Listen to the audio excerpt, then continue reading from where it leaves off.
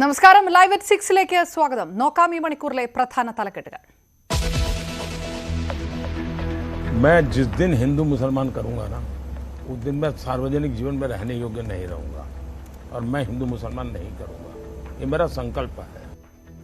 താൻ എല്ലാവരെയും തുല്യരായാണ് കാണുന്നതെന്ന് നരേന്ദ്രമോദി. മുസ്ലിങ്ങളുടെ സ്നേഹത്തെ മാർക്കറ്റ് ചെയ്തിട്ടില്ല. ഹിന്ദു മുസ്ലിം രാഷ്ട്രീയം പറയേണ്ടി വരുന്ന ദിവസം പൊതുജീവിതം അവസാനിപ്പിക്കും.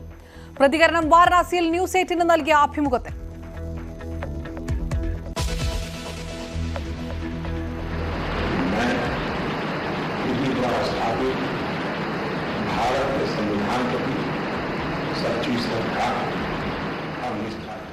മൂന്നാം അംഗത്തിന് നരേന്ദ്രമോദി വാരണാസിയിൽ നാമനിർദ്ദേശ പത്രിക സമർപ്പിച്ചു. പത്രികാ സമർപ്പണം കാലഭൈരവ ക്ഷേത്രത്തിൽ ദർശനം നടത്തിയ ശേഷം.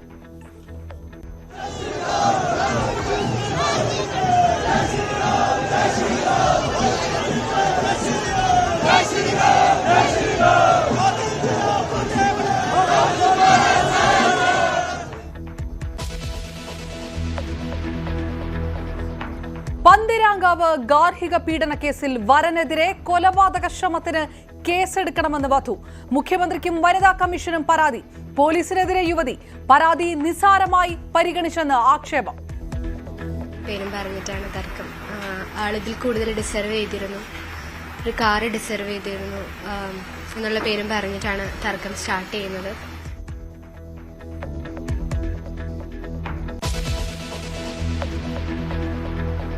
ഡ്രൈവിംഗ് സ്കൂൾ സമരത്തിൽ ചർച്ചയ്ക്ക് വിളിച്ച് സർക്കാർ. സമരക്കാരെ ചർച്ചയ്ക്ക് വിളിച്ച് ഗതാഗത മന്ത്രി. ചർച്ച നാളെ 3 മണിക്ക് മന്ത്രിയുടെ ചേംബറിൽ. ഇന്നും ഡ്രൈവിംഗ് ടെസ്റ്റ് തടഞ്ഞു.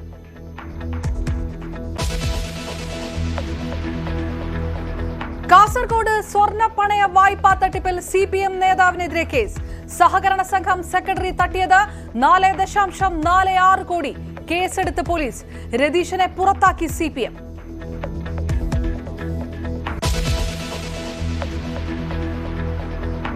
വിമതപക്ഷത്തെ ഒതുക്കാൻ 25 വർഷത്തെ പഞ്ചായത്ത് ഭരണം കൈവിട്ട് CPM.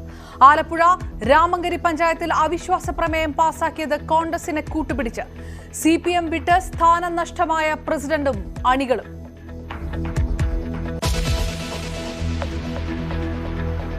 സംസ്ഥാനത്ത് പരക്കെ മഴയ്ക്ക് സാധ്യത. പത്തനംതിട്ട ഇടുക്കി ജില്ലകളിൽ ഓറഞ്ച് അലർട്ട്. വീണ്ടും കള്ളക്കടൽ പ്രതിഭാസത്തിന് സാധ്യത. മുംബൈയിൽ പരസ്യ ബോർഡ് വീണ് അപകടത്തിൽ 14 മരണം.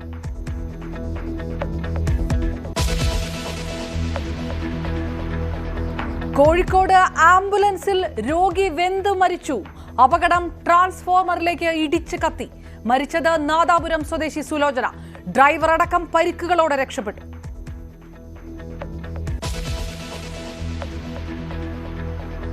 തൃശൂരിൽ ആവേശം സിനിമാ മോഡലിൽ ഗുണ്ടകളുടെ പാർട്ടി. ആഘോഷം കൊലപാതക കേസ് പ്രതിക്ക് ജാമ്യം ലഭിച്ചതിന്. ആഘോഷം റീലാക്കി സോഷ്യൽ മീഡിയയിൽ. പാർട്ടിയിൽ പങ്കെടുത്തത് 60ഓളം പേർ.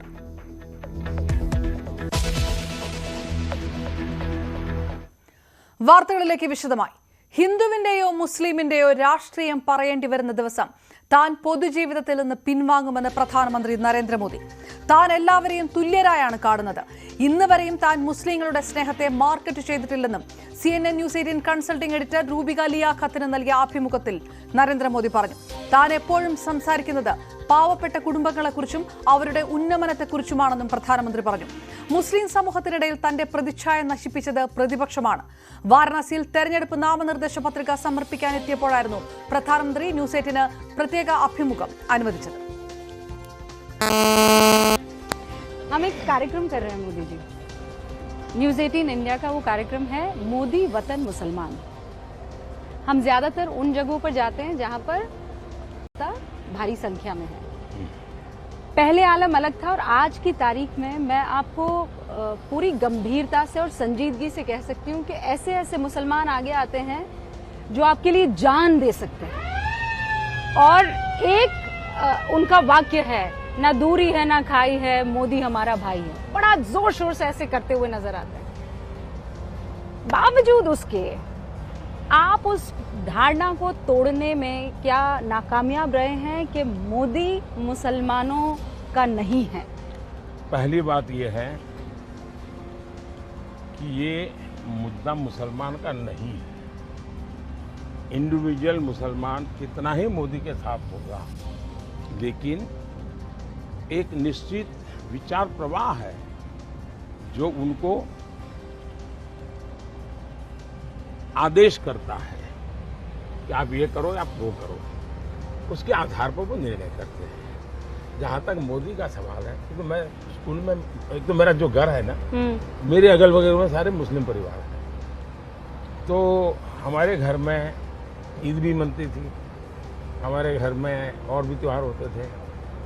मेरे घर में ईद के दिन खुद का खाना नहीं पकता था, सारे मुस्लिम परिवारों से मेरे यहाँ खाना आ जाता था, क्योंकि मेरे परिवार, हम रहते वहीं हैं, मेरा घर वहीं है, मेरे यानी 5 कदम के बाद मुस्लिम परिवार है। जब मुहर्रम निकलता था तो हमारा कंपलसरी होता था कि उससे नीचे से निकलो, जैसे परिक्रमा करते हैं ना मंदिरों, ताजिए के नीचे हाँ, तो से, ताजिए के नीचे से निकलो, हमें सिखाया जाता था। तो मैं उस दुनिया से पला बढ़ा। आज भी मेरे बहुत सारे दोस्त हैं, लेकिन मैं इसका मार्केटिंग नहीं करता हूँ। क्यों?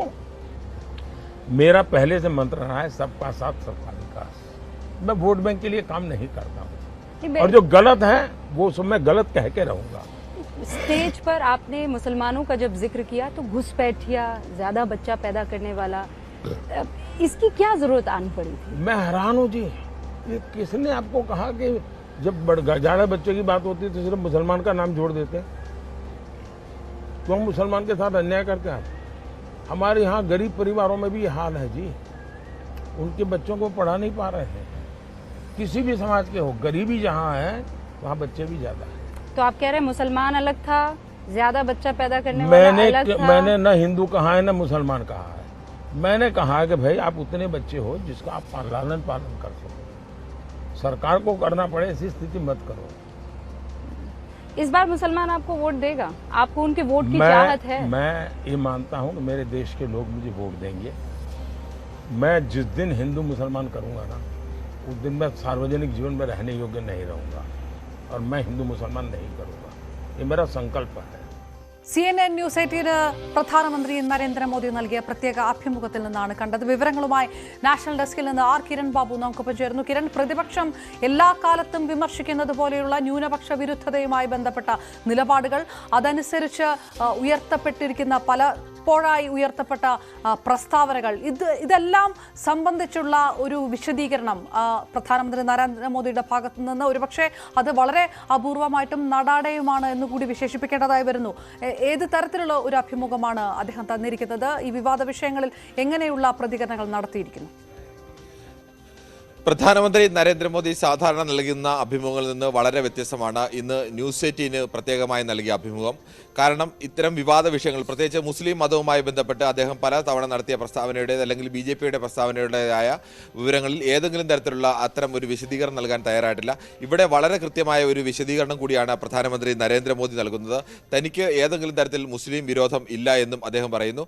അതിന് തെളിവായി അദ്ദേഹത്തിന്റെ കുട്ടിക്കാലത്തെ ജീവിത രീതി അടക്കം അതിന് തെളിവായി പറയുന്നു. അതോടൊപ്പം തന്നെ എപ്പോഴാണ് തൻ്റെ മനസ്സിലേക്ക് ഹിന്ദു മുസ്ലിം എന്നുള്ള ഒരു വേർതിരിവ് ഉണ്ടാവുന്നത്, ആ സമയത്ത് താൻ പൊതുജീവിതം തന്നെ അവസാനിപ്പിക്കും, താൻ ഒരിക്കലും അങ്ങനെ വേർതിരിവ് കാണുന്ന ഒരാളല്ല, ഹിന്ദുവെന്നോ മതത്തിൻ്റെയോ ജാതിയുടെ പേരിൽ വേർതിരിവ് ഇല്ലാത്ത ഒരാളാണ് താനെന്ന് പറയുന്നു.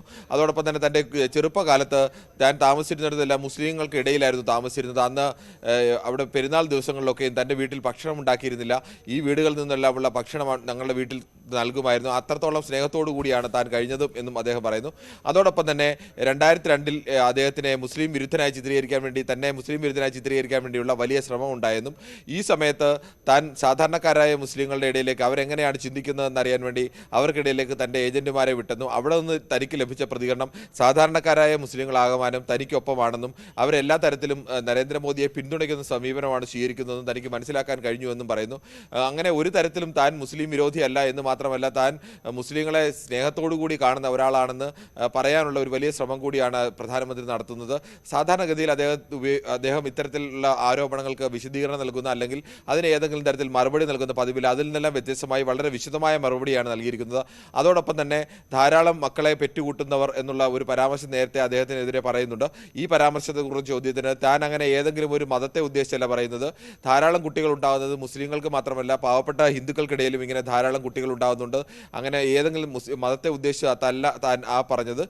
ധാരാളം കുട്ടികൾ ഉണ്ടാകുന്ന വിഷയത്തിൽ, പൊതുവായി ഉണ്ടാകുന്ന വിഷയത്തെക്കുറിച്ച് മാത്രമാണ് പറഞ്ഞതെന്നും അദ്ദേഹം പറയുന്നു. അതോടൊപ്പം തന്നെ ഒരു തരത്തിലും തൻ്റെ മനസ്സിലോ അല്ലെങ്കിൽ തൻ്റെ പ്രവൃത്തിയിലോ ഹിന്ദു എന്നോ മുസൽമാൻ എന്നോ അല്ലെങ്കിൽ മറ്റേതെങ്കിലും ജാതിയുടെയോ മതത്തിൻ്റെയോ വ്യത്യാസം ഇല്ല എന്നും, ഏതെങ്കിലും ഒരുത്തർക്ക് വീട് നൽകുകയാണെങ്കിൽ ആ സമൂഹത്തിന് വീട് നൽകുമ്പോൾ അവിടെ എല്ലാവർക്കും വീട് കിട്ടണം, മുഴുവൻ ആളുകൾക്കും വീട് ഇല്ലാത്ത മുഴുവൻ ആളുകൾക്കും വീട് കിട്ടണം എന്നുള്ളതാണ് തൻ്റെ ലക്ഷ്യമെന്നും, അങ്ങനെ 100% അങ്ങനെ ഒരു പൂർണ്ണമായ പ്രവൃത്തിയുടെ പൂർണ്ണതയ്ക്ക് വേണ്ടിയാണ് താൻ പ്രവർത്തിക്കുന്നതെന്നും കൂടി നരേന്ദ്രമോദി ന്യൂസ് 18 അനുവദിച്ച ഇന്റർവ്യൂവിൽ പറയുന്നു. വാരണാസിയിൽ അദ്ദേഹം നാമനിർദ്ദേശ പത്രിക നൽകിയ ശേഷമാണ് ന്യൂസ് 18നോട് സംസാരിച്ചത്. റൈറ്റ്, ആർ കിരൺ ബാബു വിവരങ്ങൾ നൽകിയത്. വാരണാസിയിൽ 3-ാം ഊഴത്തിനിറങ്ങുന്ന പ്രധാനമന്ത്രി നരേന്ദ്രമോദി നാമനിർദ്ദേശ പത്രിക സമർപ്പിച്ചു. UP മുഖ്യമന്ത്രി യോഗി ആദിത്യനാഥ്, രാമക്ഷേത്ര പ്രാൺ പ്രതിഷ്ഠയിലുണ്ടായിരുന്ന പൂജാരി തുടങ്ങിയവർക്കൊപ്പം എത്തിയാണ് മോദി നാമനിർദ്ദേശ പത്രിക സമർപ്പിച്ചത്. गणेश्वर शास्त्री जी, വിവരങ്ങളുമായി ആർ കിരൺ ബാബുവിലേക്ക് വീണ്ടും. കിരൺ, പത്രിക സമർപ്പിക്കുന്നതിന് മുൻപ് തന്നെ വലിയ രീതിയിൽ ഒരു റോഡ് ഷോ നടത്തി വാരണാസിയിൽ. ആ തരത്തിലുള്ള ഒരു ആവേശം ഉയർത്തിക്കൊണ്ടുകൂടിയാണ് പ്രധാനമന്ത്രി തന്റെ പ്രചാരണത്തിന് തന്നെ തുടക്കം കുറിച്ചിരിക്കുന്നത്. എപ്പോഴാണ് നാമനിർദ്ദേശ പത്രിക സമർപ്പിച്ചത്? വിവരങ്ങൾ. വളരെ ആഘോഷപൂർവ്വമായിട്ടാണ് പ്രധാനമന്ത്രി നരേന്ദ്രമോദി 3-ാം ഊഴത്തിലേക്ക് വാരണാസിയിൽ നാമനിർദ്ദേശ പത്രിക നൽകിയത്. 2014 അദ്ദേഹം ആദ്യമായി വാരണാസിയിൽ മത്സരിക്കുന്നത്. അന്ന് 3,79,000 വോട്ടിന്റെ ഭൂരിപക്ഷമാണ് ഉണ്ടായിരുന്നത്. കഴിഞ്ഞ തവണ 2019 മത്സരിക്കുമ്പോഴേക്കും അത് 4,79,000 വോട്ടിന്റെ ഭൂരിപക്ഷത്തിലേക്ക് വർദ്ധിക്കുന്നു. 1,00,000-ലധികം വോട്ടിന്റെ ഭൂരിപക്ഷം വർദ്ധിപ്പിക്കുന്നു. ഇത്തവണ 5,00,000-ലേറെ ഭൂരിപക്ഷം നേടും എന്ന അവകാശവാദത്തോടു കൂടിയാണ് നരേന്ദ്രമോദി മത്സരിക്കുന്നത്. അദ്ദേഹം വന്ന് നാമനിർദ്ദേശ പത്രിക സമർപ്പിച്ച് മടങ്ങിപ്പോവുകയായിരുന്നില്ല. ഇന്നലെ ഒരു റോഡ് ഷോ സംഘടിപ്പിച്ചു. ഇന്നലെ വാരണാസിയിൽ റോഡ് ഷോയിൽ കഴിഞ്ഞ ദിവസം കെജ്രിവാൾ ഇനി UP മുഖ്യമന്ത്രിയായിരിക്കുന്ന യോഗി ആദിത്യനാഥിനെ ആ സ്ഥാനത്ത് നിന്ന് മാറ്റുമെന്നുള്ള പ്രസ്താവന അടക്കം വന്നിരുന്നു. അതുകൂടി ഇതിനുള്ള മറുപടി എന്ന നിലയിൽ കൂടി ആവണം. യോഗിയെ കൂടി പങ്കെടുപ്പിച്ചുകൊണ്ടാണ്, യോഗിയും പ്രധാനമന്ത്രിയും ചേർന്നാണ്, ഈ രണ്ടുപേരും ചേർന്നാണ് ഇന്നലെ റോഡ് ഷോ നടത്തിയത്. അതിനുശേഷം അദ്ദേഹം ദശാശ്വമേധഘട്ടിൽ പോയി പ്രത്യേക പ്രാർത്ഥന നടത്തി. ഇന്നലെ വൈകുന്നേരം അവിടെ ആരതിയിൽ പങ്കെടുത്തു. സാധാരണഗതിയിലൊക്കെ കാശിയിലെ ആരതി വലിയ വിശിഷ്ടമായി കാണുന്ന ഒന്നാണ്. അത്തരം ഒരു ആരതിയിൽ അദ്ദേഹം പങ്കെടുക്കുന്നു. ഇന്ന് രാവിലെ അദ്ദേഹം കാലഭൈരവ ക്ഷേത്രത്തിൽ ദർശനം നടത്തുന്നു, അവിടെ പൂജ നടത്തുന്നു. അതിനുശേഷം അദ്ദേഹത്തിനോടൊപ്പം തന്നെ ഇന്ത്യയിൽ BJP ഭരിക്കുന്ന പ്രധാനപ്പെട്ട സംസ്ഥാനങ്ങളിലെല്ലാം മുഖ്യമന്ത്രിമാർ, അതോടൊപ്പം തന്നെ BJP ദേശീയ അധ്യക്ഷൻ JP നദ്ദ അടക്കം പ്രധാനപ്പെട്ട രാജ്നാഥ് സിംഗ് അടക്കമുള്ള കേന്ദ്രമന്ത്രിമാർ, ഇവരെല്ലാം തന്നെ അവിടെ ഉണ്ടായിരുന്നു. പക്ഷേ ഇവർക്കെല്ലാം ഒപ്പമല്ല അദ്ദേഹം നാമനിർദ്ദേശ പത്രിക നൽകാൻ പോയത്. അദ്ദേഹം ഒപ്പം കൂട്ടിയ രാഷ്ട്രീയക്കാരൻ യോഗി ആദിത്യനാഥാണ്. ആദിത്യനാഥുമായി താൻ ഏതെങ്കിലും തരത്തിൽ അഭിപ്രായ വ്യത്യാസമില്ല, അത്തരം പ്രചരണങ്ങളൊക്കെ തെറ്റാണെന്ന് തെളിയിക്കുന്നതിനാൻ കൂടിയായിരുന്നു അദ്ദേഹത്തിന് ആ തരത്തിലേക്ക് ഒരു നീക്കം നടത്തിയതെന്ന് വേണം കരുതാൻ. അതോടൊപ്പം തന്നെ അയോധ്യയിൽ പ്രാണപ്രതിഷ്ഠ നടത്തിയ ആചാര്യനും അദ്ദേഹത്തിനൊപ്പം ഉണ്ടായിരുന്നു. അദ്ദേഹത്തിന്റെ പ്രധാനമന്ത്രിയുടെ നാമനിർദ്ദേശ പത്രികയിൽ ഒപ്പിടാൻ വേണ്ടി ഒരു ബ്രാഹ്മണനെയും ഒരു പിന്നോക്കക്കാരനെയും ഒരു ദളിതനെയും കൂടിയാണ് അദ്ദേഹം തെരഞ്ഞെടുത്തത്. ആ തരത്തിൽ കൂടിയാണ് അദ്ദേഹം നാമനിർദ്ദേശ പത്രികയിൽ ഒപ്പിട്ടത്. അതിനുശേഷം അദ്ദേഹം അവിടുത്തെ പ്രവർത്തകരുമായി സംസാരിക്കുകയും ചെയ്തു. തികഞ്ഞ ആത്മവിശ്വാസത്തോടു കൂടി തന്നെയാണ് അവിടെ വിജയം ഉണ്ടാവും എന്ന തരത്തിൽ തന്നെയാണ് സംസാരിച്ചത്. അതിനുശേഷമാണ് നേരത്തെ നമ്മൾ നൽകിയ വാർത്ത നമുക്കടക്കം ഒരു അഭിമുഖം നൽകിയതും അവിടെ ഇന്ത്യയിലെ മുസ്ലിങ്ങളുമായി ഏതെങ്കിലും തരത്തിൽ തനിക്ക് അഭിപ്രായ വ്യത്യാസമില്ലെന്നും മുസ്ലിമിനെയും ഹിന്ദുവിനെയും ഒരേ തരത്തിൽ കാണുന്നതാണെന്നും എല്ലാം പറഞ്ഞത്. 14.88% മുസ്ലിം പോപ്പുലേഷൻ കൂടിയുള്ള സ്ഥലമാണ് വാരണാസി. വാരണാസിയിലെ ഭൂരിപക്ഷം അടക്കം പ്രധാനമാണ്. ഇത്തവണ വലിയ ഭൂരിപക്ഷത്തിൽ തന്നെ വിജയിക്കണമെന്ന ലക്ഷ്യത്തിൽ തന്നെയാണ് അദ്ദേഹം ഇത്ര വലിയ സന്നാഹങ്ങളോടുകൂടി തന്നെ ഇത്രയധികം നേതാക്കളെ അണിനിരത്തിക്കൊണ്ട് അല്ലെങ്കിൽ വിപുലമായ റോഡ് ഷോ ഒക്കെ നടത്തിക്കൊണ്ട് തന്നെ ഒരു നാമനിർദ്ദേശ പത്രിക സമർപ്പണം നടത്തിയത്. ആർ കിരൺ ബാബു വിവരങ്ങൾ നൽകിയത്. പന്തീരാങ്കാവിലെ പോലീസുകാർ തന്റെ മൊഴി മുഖവിലക്കെടുത്തില്ല എന്ന് ഗാർഹിക പീഡനത്തിനിരയായ പെൺകുട്ടി ന്യൂസ് 18നോട് നീതി കിട്ടും വരെ പോരാടും. മുഖ്യമന്ത്രിക്കും വനിതാ കമ്മീഷനും SP-ക്കും പരാതി നൽകിയിട്ടുണ്ട്. നീതി ലഭിക്കുമെന്നാണ് പ്രതീക്ഷയെന്നും പെൺകുട്ടി ന്യൂസ് 18നോട് പറഞ്ഞു.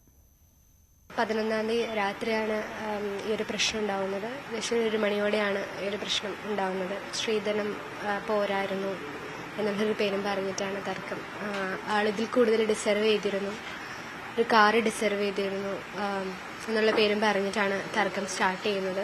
അപ്പം അന്നേ ദിവസം തന്നെ രാവിലെ രാഹുലിൻ്റെ അമ്മയായിട്ട് ചെറിയൊരു കോൺവെർസേഷൻ ഉണ്ടായിരുന്നു. ഒരു ഡോറ് ലോക്ക് ചെയ്തിട്ടാണ് സംസാരിച്ചത്. അപ്പോൾ എനിക്ക് കേൾക്കാൻ പാടില്ല എന്താ സംസാരിച്ചെന്നുള്ളത്. സംസാരം കഴിഞ്ഞിട്ട് ഞാൻ രാഹുലിനോട് ചോദിച്ചു, എന്താണ് അമ്മ പറഞ്ഞത്? അപ്പം നീ അറിയണ്ട എന്നാണ് പറഞ്ഞത്. അപ്പോൾ ആ ഒരു ഡിസ്കഷനൊക്കെ നമ്മൾ അവിടെ വെച്ച് എൻഡ് ചെയ്തു. അത് കഴിഞ്ഞിട്ട് രാത്രി നമുക്കൊരു ഫംഗ്ഷൻ ഉണ്ടായിരുന്നു, തൊട്ടടുത്ത് തന്നെ ഒരു മാരേജ് ഫംഗ്ഷൻ അറ്റൻഡ് ചെയ്യാനുണ്ടായിരുന്നു. അപ്പോൾ അതിന് പോയി പുള്ളിയുടെ ഒരു ഫ്രണ്ടിൻ്റെ വൈഫിൻ്റെ അടുത്ത് തന്നെ ആക്കിയിട്ട് പുള്ളി ഫ്രണ്ട്സിൻ്റെ കൂടെ കഴിക്കാനായിട്ട് പോയതാണ് ആള്. അപ്പോൾ പോയ രാഹുലല്ല പിന്നീട് ഞാൻ തിരിച്ചു വരുമ്പോൾ കാണുന്നത്. കണ്ണൊക്കെ അത്യാവശ്യം ഇങ്ങനെ ചുമന്നിട്ടുണ്ടായിരുന്നു ആ സമയത്ത്. അപ്പോൾ എന്തൊക്കെയോ കഴിച്ച ഒരു നോർമൽ അല്ല ആള്. അപ്പം ഞാൻ ആദ്യം വിചാരിക്കുന്നത് മദ്യമാണ് കഴിച്ചത് എന്നുള്ളതാണ്. ഇപ്പോഴും എനിക്ക് സംശയം ഉണ്ടാക്കാറില്ല മദ്യം ആയിരുന്നോ കഴിച്ചത് എന്ന് വെച്ചാൽ കൂടി എന്തോ ഒരു സാധനം കഴിച്ചിട്ടുണ്ട്. കാരണം അതിനുശേഷം നമ്മളൊരു ലോങ് ഡ്രൈവ് നടത്തിയായിരുന്നു കോഴിക്കോട് ബീച്ചിലേക്ക്. ഞാൻ പറഞ്ഞായിരുന്നു എന്തോ കഴിച്ചിട്ടുണ്ടല്ലോ, അപ്പോൾ നമുക്കിത് വേണോ, ഡ്രൈവ് ചെയ്യണോ? ഇല്ലല്ലോ, എനിക്ക് ബീച്ചിൽ പോകണം എന്ന് പറഞ്ഞു. അങ്ങനെ നമ്മൾ പുള്ളി ഞാൻ പറഞ്ഞത് കേട്ടില്ല, നമ്മൾ ഡ്രൈവ് പോയി. ആ സമയത്ത് വളരെ കോൺഫിഡൻ്റ് ആയിട്ട് ഭയങ്കര, അതായത് ബൈക്ക് ഒരു രീതിയിൽ പോലും സ്കിഡായില്ല, ആ ഒരു രീതിയിലാണ് പുള്ളി ബൈക്ക് ഓടിച്ചത്. അപ്പം എന്തോ ഒരു മദ്യമല്ല, വേറെ എന്തോ ഒരു സാധനം കഴിച്ചിട്ടുണ്ടെന്നാണ്, അത്രയും സ്ട്രോങ് ആയിട്ടാണ് ആ സമയത്ത് പുള്ളി ഇവിടെ നിന്നത്, കഴിച്ചിട്ടുണ്ടെന്നാണ് ഞാൻ വിശ്വസിക്കുന്നത്. അപ്പോൾ അത് കഴിഞ്ഞ് കോഴിക്കോട് ബീച്ചിൽ ചെന്നപ്പോൾ ചെറിയൊരു തർക്കം ഉണ്ടായിരുന്നു. അമ്മയുടെ പേരും പറഞ്ഞിട്ടായിരുന്നു അത്, അതായത് അമ്മയോട് ഞാൻ സംസാരിക്കുന്നില്ല എന്നുള്ളൊരു പേരും പറഞ്ഞിട്ടായിരുന്നു ആ തർക്കം. അപ്പോൾ ഞാൻ പറഞ്ഞു നമുക്ക് വീട്ടിലേക്ക് തിരിച്ചു പോകാം, ഇവിടെ നിൽക്കണ്ട. അങ്ങനെ വീട്ടിലേക്ക് തിരിച്ചു വന്നു. അന്നേ ദിവസം രാത്രി പുള്ളി ഡോർ ലോക്ക് ചെയ്തു. ശ്രീധരത്തിന്റെ കാര്യം എടുത്തിട്ട് തർക്കം സ്റ്റാർട്ട് ചെയ്യുമായിരുന്നു. അപ്പം അന്ന് എനിക്ക് മനസ്സിലായി, കാരണം അന്ന് രാവിലെ അമ്മയായിട്ട് ഡോർ ലോക്ക് ചെയ്തിട്ട് എന്തോ ഒരു ഡിസ്കഷൻ ഉണ്ടായിരുന്നല്ലോ. അപ്പം എനിക്ക് ആ സമയത്താണ് അത് ക്ലിക്കായത്. ഇതെന്തോ മോനെ, എന്തോ മകന്റെ മനസ്സിലേക്ക് അമ്മ എന്തോ എടുത്തിട്ട് കൊടുത്തിട്ടുണ്ട്, അല്ലാണ്ട് രാഹുൽ അങ്ങനെ ബിഹേവ് ചെയ്യില്ല. അപ്പോൾ എന്തോ കാര്യമായിട്ട് അമ്മ പറഞ്ഞു കൊടുത്തതിന്റെ ആ ഒരു ചുരുക്കിൽ വന്നിട്ട് ഈ സ്ത്രീധനം, അപ്പൊ സ്ത്രീധനം തന്നെയാണ് സ്ത്രീധനം. കാരണം ഇതിനു മുന്നേയും അമ്മ ഞാൻ കിച്ചണിൽ കയറുന്ന സമയത്ത് അമ്മ പറയുമായിരുന്നു, സ്ത്രീധനം ഞങ്ങൾ ഇതല്ല പ്രതീക്ഷിച്ചത്, ഇതിൽ കൂടുതൽ തരുന്നുള്ള രീതിയിലുള്ള ഡിസ്കഷനും കാര്യങ്ങളൊക്കെ അമ്മ അനിയത്തിയുടെ സൈഡിൽ നിന്നുണ്ടായിരുന്നു. അപ്പൊ മാഡം ഒരു പരാതി മുഖ്യമന്ത്രിക്കും വനിതാ കമ്മീഷനും അയച്ചു കഴിഞ്ഞു, അതുപോലെ SP-ക്കും പരാതി കൊടുത്തു എന്നാണ് അറിയുന്നത്. എന്താണ് പോലീസിന്റെ ഭാഗത്തു നിന്നും ഇത്തരത്തിൽ നിങ്ങൾക്ക് നീതിയുക്തമല്ലാത്ത പെരുമാറ്റമാണ് ഉണ്ടായതെന്ന് മാഡം ആരോപിക്കാനുള്ള കാരണം എന്താണ്? നമ്മള് ഈ പ്രശ്നം നടന്ന അന്നേ ദിവസം തന്നെ, അതായത് ഒരു അടുക്കളകളിൽ, അതായത് ഈ പ്രശ്നം നടന്ന് പുലർച്ചെയാണ് നമുക്ക് അടുക്കളകളിൽ ചടങ്ങുണ്ടായിരുന്നത്. അപ്പം അന്ന് എന്റെ ഫാമിലി ഇതൊക്കെ അവിടെ വന്ന് ഈ കാര്യങ്ങളൊക്കെ അറിഞ്ഞ് നേരെ ഹോസ്പിറ്റലിൽ കൊണ്ടുപോയി, പിന്നെ നേരെ പോലീസ് സ്റ്റേഷനിൽ നമ്മൾ കംപ്ലയിന്റ്സ് കൊടുക്കുകയായിരുന്നു ചെയ്തിരുന്നത്. അപ്പൊ അവിടെ നമ്മൾ കണ്ടതെന്ന് വെച്ച് കഴിഞ്ഞാൽ നമ്മൾ എത്തുന്നതിന് മുന്നേ തന്നെ രാഹുലിന്റെ ഫ്രണ്ട്സും കാര്യങ്ങളൊക്കെ എല്ലാവരും അവിടെ എത്തിയിരുന്നു. പോലീസ് രാഹുലിന്റെ തോളത്ത് കൈയിട്ട് നിൽക്കുന്ന ഒരു കാഴ്ചയാണ് നമ്മൾ കണ്ടത്. അപ്പൊ അതിൽ നിന്ന് നമ്മൾ മനസ്സിലാക്കിയത് രാഹുലിന് അനുകൂലമായിട്ടാണ് കാര്യങ്ങളെല്ലാം നീങ്ങുന്നത് എന്നുള്ള രീതിയിലാണ്. മാത്രമല്ല ഞാൻ ഈ പറഞ്ഞ കാര്യങ്ങളെല്ലാം മെയിനായിട്ട് എന്റെ കഴുത്തിൽ ചാർജറിന്റെ കേബിൾ വെച്ച് മുറുക്കി എന്നെ കൊല്ലാൻ ശ്രമിച്ചത് മെയിൻ അത് ഹൈലൈറ്റ് ചെയ്ത് ഞാൻ ആ പോയിന്റ് അവിടെ പറഞ്ഞിട്ടുണ്ടായിരുന്നു. പക്ഷെ ലേറ്റസ്റ്റ് ആയിട്ട് എനിക്ക് കിട്ടിയ ന്യൂസ് ആ പരാതികളെല്ലാം അതിൽ നിന്നും അവര് സ്കിപ്പ് ചെയ്തു എന്നുള്ളതാണ്. ഞാൻ പറഞ്ഞ രീതിയിലല്ല, കുറെ കാര്യങ്ങൾ അതിൽ നിന്ന് സ്കിപ്പ് ചെയ്തു എന്നുള്ള രീതിയിലാണ് എനിക്ക് കിട്ടിയത്. ഞാൻ CAയോട് എന്റെ അച്ഛൻ സംസാരിച്ചപ്പോൾ പറഞ്ഞത് ഇതൊക്കെ സർവ്വസാധാരണ നടക്കുന്ന കാര്യങ്ങളല്ലേ, ഭാര്യ ഭർത്താവും തമ്മിൽ സർവ്വസാധാരണ നടക്കുന്ന കാര്യങ്ങളല്ലേ, അതൊക്കെ കോംപ്രമൈസ് ചെയ്ത് നമുക്ക് വിട്ടേക്കാം എന്നുള്ള രീതിയിലാണ്. അപ്പോൾ ഇത് പരാതി എന്തെങ്കിലും ഉണ്ടോ എന്ന് ചോദിച്ചപ്പോൾ പരാതി ഉണ്ട്. നമ്മൾ പറഞ്ഞു പരാതി ഉണ്ട്, ഇത് കേസായിട്ട് മുന്നോട്ട് പോകാൻ തന്നെയാണ് താല്പര്യം എന്ന് പറഞ്ഞപ്പോൾ CI പറഞ്ഞത് ഇത് എന്താണ് കേസുള്ളത്, നിങ്ങൾക്കറിയാവുന്ന ഏത് കേസാണ് ഇതിലുള്ളത്, ആ കേസ് എന്താണെന്ന് വെച്ചാൽ എടുക്കാം എന്നുള്ളത്. അപ്പൊ നമ്മളെ പരിഹസിക്കുന്ന രീതിയിലാണ്, എന്തെങ്കിലും കേസ് ഉണ്ടോ ഇതിന്, അങ്ങനെ ആ കേസ് എടുക്കാലോ എന്നുള്ള പരിഹസിക്കുന്ന രീതിയിലുള്ള ഒരു സമീപനമാണ് CIയുടെ ഭാഗത്തു നിന്നുണ്ടായത്. ക്യാമറാമാൻ ശ്യാംലാലിനൊപ്പം ആജ്ഞ രവീന്ദ്രൻ, News 18 കൊച്ചി. ഇടുക്കി ഇരട്ടയാറിൽ യുവതിയെ മരിച്ച നിലയിൽ കണ്ടെത്തി. ഇരട്ടയാർ ടൗണിന് സമീപം വീട്ടിലെ കിടപ്പുമുറിയിലാണ് യുവതിയെ മരിച്ച നിലയിൽ കണ്ടത്. കൊലപാതകമെന്നാണ് സംശയം. കട്ടപ്പന പോലീസ് എത്തി നടപടികൾ ആരംഭിച്ചു. പോക്സോ കേസ് അതിജീവിതയാണ് മരിച്ചത്. ഇന്ന് 11 മണിക്ക് ശേഷമാണ് യുവതിയെ കിടപ്പുമുറിയിൽ മരിച്ച നിലയിൽ കണ്ടെത്തിയത്. കഴുത്തിൽ ബെൽറ്റ് പോലെയുള്ള വസ്തുവും കണ്ടെത്തിയിട്ടുണ്ട്. പോലീസ് സമീപത്തെ CCTV ദൃശ്യങ്ങൾ പരിശോധിച്ചു വരുന്നു. കൂടുതൽ വാർത്തകൾക്ക് മുൻപ് ഇടവേള.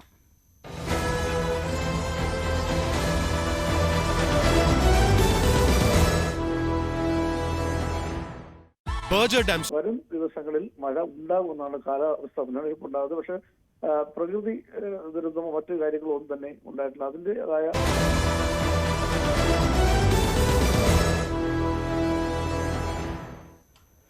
ഡ്രൈവിംഗ് സ്കൂൾ സമരത്തിൽ പ്രതിഷേധക്കാരെ ചർച്ചയ്ക്ക് വിളിച്ച് ഗതാഗത മന്ത്രി.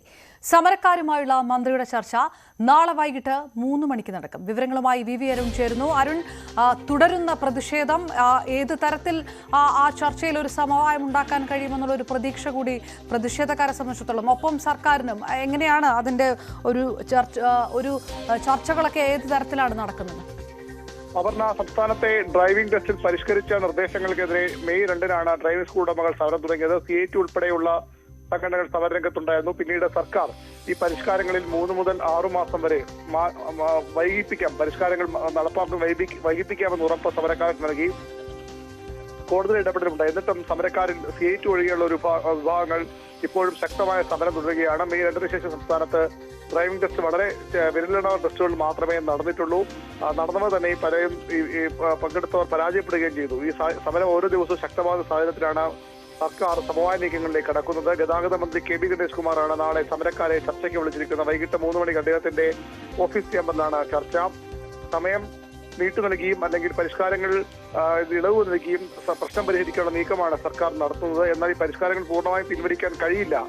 അത് സംസ്ഥാനത്തെ കുറ്റമറ്റ രീതിയിലുള്ള ലൈസൻസ് സമ്പ്രദായത്തിന് അനിവാര്യമെന്ന നിലപാടിലാണ് സർക്കാരും മന്ത്രിയും ഉള്ളത്. അതുകൊണ്ട് തന്നെ പരിഷ്കാരങ്ങൾ പൂർണ്ണമായി പിൻവലിക്കാൻ സർക്കാർ തയ്യാറാകില്ല. പകരം ചില ഇളവുകൾ നൽകാൻ, കുറച്ചുകൂടി ഇളവ് നൽകാൻ സർക്കാർ തീരുമാനിച്ചേക്കും. നാളെ വൈകിട്ട് 3 മണിക്കാണ് ചർച്ച. എങ്ങനെയാണ് സമരക്കാർ ഈ സർക്കാർ നിർദ്ദേശങ്ങൾ സ്വീകരിക്കുക എന്നതാണ് അറിയേണ്ടത്. വി അരുൺ വിവരങ്ങൾ നൽകിയത്. തിരുവനന്തപുരം മുട്ടത്തറയിലെ ഡ്രൈവിംഗ് ടെസ്റ്റ് കേന്ദ്രത്തിന് മുൻപിലെ സമരപന്തൽ പൊളിച്ചുമാറ്റി. 2500 രൂപ ദിവസവാടക നൽകാൻ ഇല്ലാത്ത പശ്ചാത്തലത്തിലാണ് സംയുക്ത സമരസമിതിയുടെ പന്തൽ പൊളിച്ചത്. CITയുടെ പിന്തുണയോടെയാണ് കഴിഞ്ഞ ദിവസം ടെസ്റ്റ് നടത്താൻ ശ്രമിച്ചതെന്നും ഡ്രൈവിംഗ് സ്കൂൾ ഉടമകൾ ആരോപിച്ചു. ഡ്രൈവിംഗ് ടെസ്റ്റ് പരിഷ്കരണത്തിനെതിരെ ശക്തമായ പ്രതിഷേധമാണ് ഏതാനും ദിവസങ്ങളായി തിരുവനന്തപുരം മുട്ടത്തറയിലുള്ള ഈ ഓട്ടോമാറ്റിക് ഡ്രൈവിംഗ് ടെസ്റ്റ് കേന്ദ്രത്തിന് മുമ്പിൽ നടന്നുകൊണ്ടിരുന്നത്. ഡ്രൈവിംഗ് സ്കൂൾ ഉടമകളുടെയും വിവിധ തൊഴിലാളി സംഘടനകളുടെ നേതൃത്വത്തിലായിരുന്നു ഈ സമരം പുരോഗമിക്കുന്നത്. കഴിഞ്ഞ ദിവസം പോലീസിന്റെ കാവലിൽ ഒരാളെ ടെസ്റ്റിന് ഇറക്കുന്നതിന് വേണ്ടിയിട്ടുള്ള നീക്കം വലിയ തരത്തിലുള്ള പ്രതിഷേധങ്ങൾക്ക് വഴിവെക്കുന്ന സാഹചര്യവും ഉണ്ടായിരുന്നു. പക്ഷേ ഈ ദിവസങ്ങളെല്ലാം പൊലിയുന്ന വെയിലിനെ അതിജീവിച്ചുകൊണ്ട് ഈ സമരം ചെയ്തത് ഇതിനു മുമ്പിൽ, അതായത് ഈ മുട്ടത്തറയിലെ ഡ്രൈവിംഗ് ടെസ്റ്റ് കേന്ദ്രത്തിന് മുമ്പിൽ ഒരു പന്തൽ കെട്ടിക്കൊണ്ടായിരുന്നു. പക്ഷേ ഇന്ന് അങ്ങനെ ഒരു പന്തൽ അവിടെ ഇല്ല. അത്തരത്തിൽ പന്തൽ പൊളിച്ചു മാറ്റിയതാണോ അതോ മറ്റെന്തെങ്കിലും കാരണം കൊണ്ട് അത് അവിടെ നിന്ന് നീക്കേണ്ട സാഹചര്യം ഉണ്ടായതാണോ എന്ന കാര്യം കൃത്യമായി സമരസമിതിയുടെ നേതാക്കൾ തന്നെ വിവരിക്കും. ഇങ്ങനെ ഇവിടെ ഒരു സമരപന്തൽ ഉണ്ടായിരുന്നു. സ്ത്രീകളൊക്കെ അവിടെയാണ് സമരം ചെയ്തുകൊണ്ടിരുന്നത്. എന്താണ് പൊളിച്ചു മാറ്റിയത്? കാര്യം വേറൊന്നുമല്ല, സാമ്പത്തിക ബുദ്ധിമുട്ടുള്ളതുകൊണ്ട്. ഇനി അത് ഇവിടെ 2500 രൂപ വാടക കൊടുക്കണം ഒരു ദിവസം.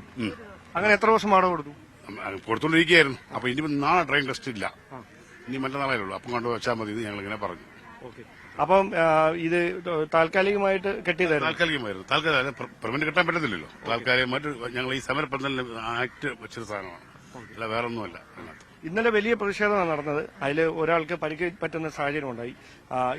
ഇവര് സർക്കാർ ഒട്ടും പിന്നോട്ടില്ലെന്നാണ് അവരുടെ നിലപാടിൽ മനസ്സിലാകുന്നത്. അങ്ങനെയാണെങ്കിൽ നിങ്ങളുടെ ഒരു തുടർ നീക്കം? ഞങ്ങളും പിന്നോട്ടില്ല, ഞങ്ങൾ മുന്നോട്ട് തന്നെയാണ് പൊയ്ക്കൊണ്ടിരിക്കുന്നത്. എന്ത് വന്നാലും ശരി തന്നെ ഗവൺമെന്റ് ആവശ്യമില്ലാത്ത ഓരോ കാര്യങ്ങളും നമ്മുടെ തലയിൽ അടിച്ചേൽപ്പിക്കാൻ ശ്രമിക്കുന്നതാണ്. നമുക്ക് ചെയ്യാൻ പറ്റുന്ന എന്ത് കാര്യങ്ങളും നമ്മൾ ചെയ്യാൻ തയ്യാറാണ്. നമ്മൾ അവരോട് ആവശ്യപ്പെട്ടത് ഈ ടെസ്റ്റിംഗ് ഗ്രൗണ്ട് ഗവൺമെന്റിന്റെ അധീനതയിൽ നമുക്ക് തരിക എന്നാണ് നമ്മൾ ആവശ്യപ്പെട്ടത്. അത് അവർ തരാൻ തയ്യാറല്ല. ഡ്രൈവിംഗ് സ്കൂളുകാർ കൊടുക്കണമെന്നാണ് പറയുന്നത്. രണ്ടാമത് ഈ 40 സ്ലോട്ട്, 30 സ്ലോട്ട്, 40 സ്ലോട്ടൊക്കെയാണ് അവർ തന്നുകൊണ്ടിരുന്നത്. നമുക്ക് ഇതിനകത്ത് 120 സ്ലോട്ട്, 150 സ്ലോട്ടും കൊടുത്തോണ്ടിരുന്നിടത്താണ് അവർ 30-40 കൊടുത്തിരുന്നത്. അത് പറ്റത്തില്ല. പിന്നെ ഇന്നലെ സമരം പൊളിക്കാൻ വേണ്ടിയിട്ട് അവരിവിടുന്ന് CITക്കാരെ ഇറക്കി ഇവിടുത്തെ ടെസ്റ്റ് നടത്തി. ആ ടെസ്റ്റിൽ ആ കുട്ടി പരാജയപ്പെട്ടു. എന്നാലും അവർ പൊളിക്കാൻ വേണ്ടി നോക്കിയാണ്. എന്ത് വന്നാലും ഇവർ ഏത് രീതിയിൽ നമ്മളെ യോജിച്ചിരുന്നാലും നമ്മൾ പിന്മാറും. മന്ത്രിയുടെ ഭാഗത്തുനിന്ന് ഒരു അനുകൂല തീരുമാനം ഉണ്ടാവുമെന്ന് കരുതുന്നുണ്ടോ? മന്ത്രിയുടെ ഭാഗത്തുനിന്ന് അനുകൂല തീരുമാനം ഉണ്ടാകണമെന്ന് തന്നെയാണ് ഞങ്ങൾ കരുതുന്നത്. ഇനി അങ്ങനെ നടക്കൂല എന്ന് മന്ത്രി വാശി പിടിച്ച് അങ്ങനെ ഇരിക്കുകയാണെന്നുണ്ടെങ്കിൽ ഞങ്ങൾ എല്ലാവരും കൂടെ ഇവിടെ ആത്മഹത്യ ചെയ്യേണ്ടി വരും. ടെസ്റ്റിംഗ് ഗ്രൗണ്ടിലല്ലെങ്കിൽ അവരവന്റെ വീടുകളിൽ. കാരണം എന്ന് വെച്ച് കഴിഞ്ഞാൽ എല്ലാവർക്കും വലിയ ബുദ്ധിമുട്ടാണ്. ഇപ്പോൾ നമ്മൾ സമരം ചെയ്യണത് കണ്ടുകൊണ്ടിരിക്കുന്ന ആൾക്കാർ വീടുകളിലും പുറത്തുമൊക്കെ ഉണ്ടല്ലോ. ഞങ്ങൾക്ക് വേണ്ടി മാത്രമല്ല, 120 പേര് ടെസ്റ്റിന് കയറിക്കൊണ്ടിരുന്ന സ്ഥലത്ത് 120 പേര് കയറണം. ഇല്ലെങ്കിൽ ഓരോ കുട്ടികളും ടെസ്റ്റ് എഴുതാൻ 1 വർഷം എടുക്കും. അപ്പോൾ അവർക്ക് വെളിയിൽ പോണവരും പഠിക്കാൻ പോണവരും ഒക്കെ കാണൂല. അവർക്കൊക്കെ അങ്ങനെ പറ്റുമോ? രണ്ടാമത് 15 വർഷമായ വണ്ടി അത് കയറാൻ പറ്റൂല എന്ന് പറയുന്നത് തെറ്റാണ്. പിന്നെ ഈ വണ്ടി എന്ത് ചെയ്യണം ഞങ്ങൾ? അത് മന്ത്രി പറയിട്ട്.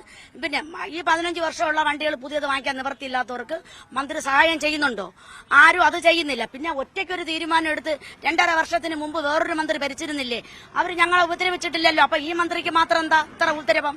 അപ്പൊ അതുകൊണ്ട് നേരായ വഴിക്ക് നേരായ മാർഗം 4/2024 എന്ന ഈ കാര്യങ്ങളെല്ലാം പിൻവലിച്ചുകൊണ്ട് ഞങ്ങളോടത്ത് സഹകരിക്കണമെന്നാണ് പറഞ്ഞത്. ഞങ്ങൾക്ക് മന്ത്രിയുടെ അടുത്ത് ഒരു വിരോധവും ഇല്ല. ഞങ്ങളെ ഉപദ്രവിക്കരുത്, ഞങ്ങളെ വീടുകൾ പട്ടിണിയാണ്.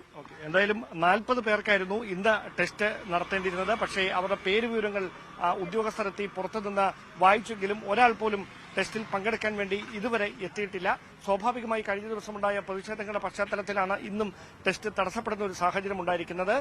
കൃത്യമായി ഈ വിഷയത്തിൽ ഇടപെട്ടുകൊണ്ട് പ്രശ്നപരിഹാരത്തിന് വേണ്ടി ഗതാഗത വകുപ്പ് മന്ത്രിയും ഗതാഗത വകുപ്പും ചർച്ച നടത്തുമെന്ന പ്രതീക്ഷയിലാണ് സമരസമിതി ഉള്ളത്. അത് അങ്ങനെ സംഭവിച്ചില്ല എങ്കിൽ പ്രതിഷേധം സെക്രട്ടേറിയറ്റിന് മുമ്പിലേക്ക് വ്യാപിപ്പിക്കാനുള്ള നീക്കത്തിലാണ് തൊഴിലാളി സംഘടനകൾ. കോഴിക്കോട് കൊടുവള്ളിയിൽ ഇന്നും ഡ്രൈവിംഗ് ടെസ്റ്റ് തടഞ്ഞു. കുന്നമംഗലം പൊയ്യ ഡ്രൈവിംഗ് ടെസ്റ്റ് ഗ്രൗണ്ടിൽ driving school instructors and workers അസോസിയേഷന്റെ നേതൃത്വത്തിലാണ് ടെസ്റ്റ് തടഞ്ഞത്. 30 ടെസ്റ്റുകളാണ് ഇവിടെ നടക്കേണ്ടിയിരുന്നത്.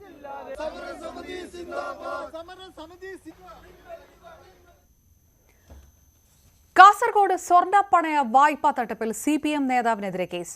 അംഗങ്ങൾ അറിയാതെ അവരുടെ പേരിൽ 4.76 കോടി രൂപയുടെ സ്വർണ്ണപ്പണയ വായ്പ എടുത്തെന്ന പരാതിയിലാണ് കേസ്.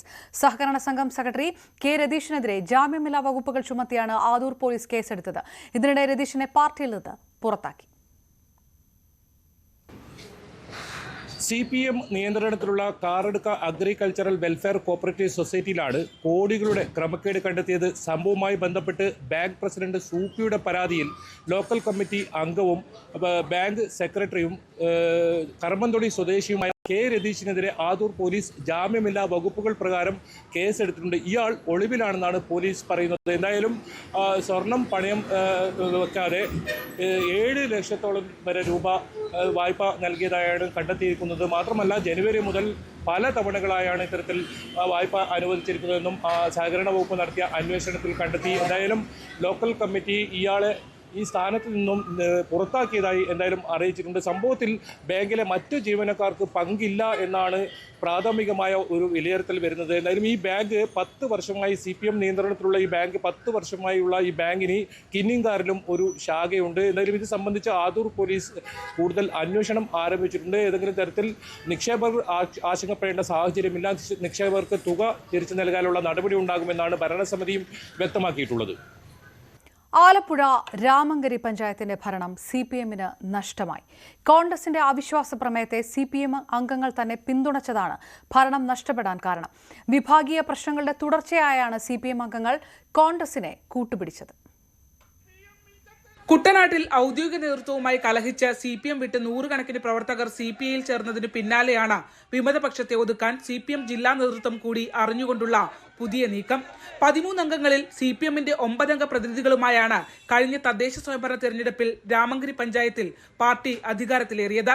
എന്നാൽ കഴിഞ്ഞ CPM സമ്മേളന കാലയളവ് മുതൽ ഔദ്യോഗിക പക്ഷം തങ്ങളെ അടിച്ചമർത്താൻ ശ്രമിക്കുന്നുവെന്ന ആരോപണം പഞ്ചായത്ത് പ്രസിഡന്റ് കൂടിയായ രാജേന്ദ്രകുമാർ ഉൾപ്പെടെയുള്ള CPM വിമത നേതാക്കൾ ഉന്നയിച്ചിരുന്നു. പലതവണ ആഭ്യന്തര പ്രശ്നം പരിഹരിക്കുന്നതിനായി ജില്ലാ സെക്രട്ടറി R നാസർ, സജി ചെറിയാൻ എന്നിവരുടെ നേതൃത്വത്തിൽ യോഗം ചേർന്നെങ്കിലും പ്രശ്നപരിഹാരമുണ്ടായില്ല. CPM ആണ് പ്രത്യക്ഷത്തിൽ അധികാരത്തിലെങ്കിലും വിമതപക്ഷത്തിന്റെ നിയന്ത്രണത്തിലായിരുന്നു പഞ്ചായത്ത് ഭരണം. പാർട്ടി ചിഹ്നത്തിൽ മത്സരിച്ച് അധികാരത്തിൽ കയറിയതിനാൽ തന്നെ നിയമം മൂലം രാജേന്ദ്രകുമാറിനും തനിക്കൊപ്പമുള്ള 5 അംഗങ്ങൾക്കും CPM വിട്ടുപോകാനോ CPIയിൽ പ്രവേശിക്കാനോ കഴിയാത്ത സാഹചര്യമുണ്ടായിരുന്നു. 13 അംഗ പഞ്ചായത്തിൽ 4 CPM മെമ്പർമാരും 4 UDF അംഗങ്ങളും ചേർന്ന് അവിശ്വാസ പ്രമേയം അവതരിപ്പിച്ചാണ് വിമതപക്ഷത്തിനെതിരെ നീങ്ങിയത്. രാജേന്ദ്രകുമാറിനൊപ്പം 4 CPM അംഗങ്ങൾ ഇപ്പോഴും ഉറച്ചു നിൽക്കുന്നു. പാർട്ടിയുമായുള്ള ബന്ധം അവസാനിപ്പിച്ചതായി രാജേന്ദ്രകുമാർ പറഞ്ഞു. CPM ഉപേക്ഷിച്ച ആളെന്നുള്ള നിലയിൽ ആ നിലയിലുള്ള വിശദീകരണത്തിന് കാര്യമില്ല. ഇന്നത്തെ അവിശ്വാസത്തിൽ രേഖപ്പെടുത്തിയ ഒരു കാരണം മാത്രം. അതേസമയം കോൺഗ്രസുമായി ചേർന്നുള്ള നീക്കം CPMന്റെ അവസരവാദ സമീപനമാണെന്നും CPI ജില്ലാ സെക്രട്ടറി TJ ആഞ്ചലോസ് വിമർശിച്ചു. കേവലം പഞ്ചായത്ത് പ്രസിഡന്റ് സ്ഥാനത്തിനായി മുന്നണിയെ തള്ളിയത് ജനം വിലയിരുത്തുമെന്നും പ്രസ്താവനയിലൂടെ അദ്ദേഹം അറിയിച്ചു. ഉൾപാർട്ടി പോരിന്റെ ഭാഗമായി 25 വർഷമായി CPM ഭരിക്കുന്ന പഞ്ചായത്തിലാണ് അസാധാരണമായ രീതിയിൽ കോൺഗ്രസിനെ കൂട്ടുപിടിച്ചുകൊണ്ടുള്ള സ്വന്തം പാർട്ടിയിലെ അംഗങ്ങൾക്കെതിരെ തന്നെയുള്ള കുട്ടനാട്ടിലെ ഔദ്യോഗിക CPM പക്ഷത്തിന്റെ നീക്കം. News 18 ആലപ്പുഴ.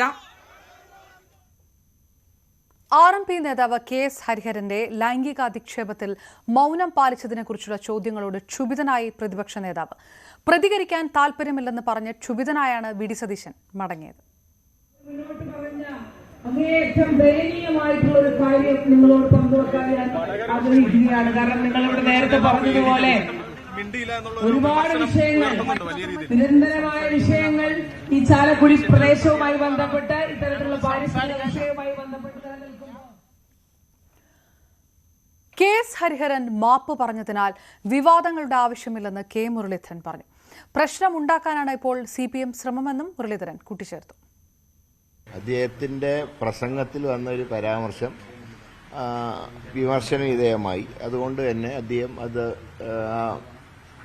വാചകം പിൻവലിച്ച് ക്ഷമ ചോദിച്ചു. അതോടെ ചാപ്റ്റർ ക്ലോസ് ചെയ്തു.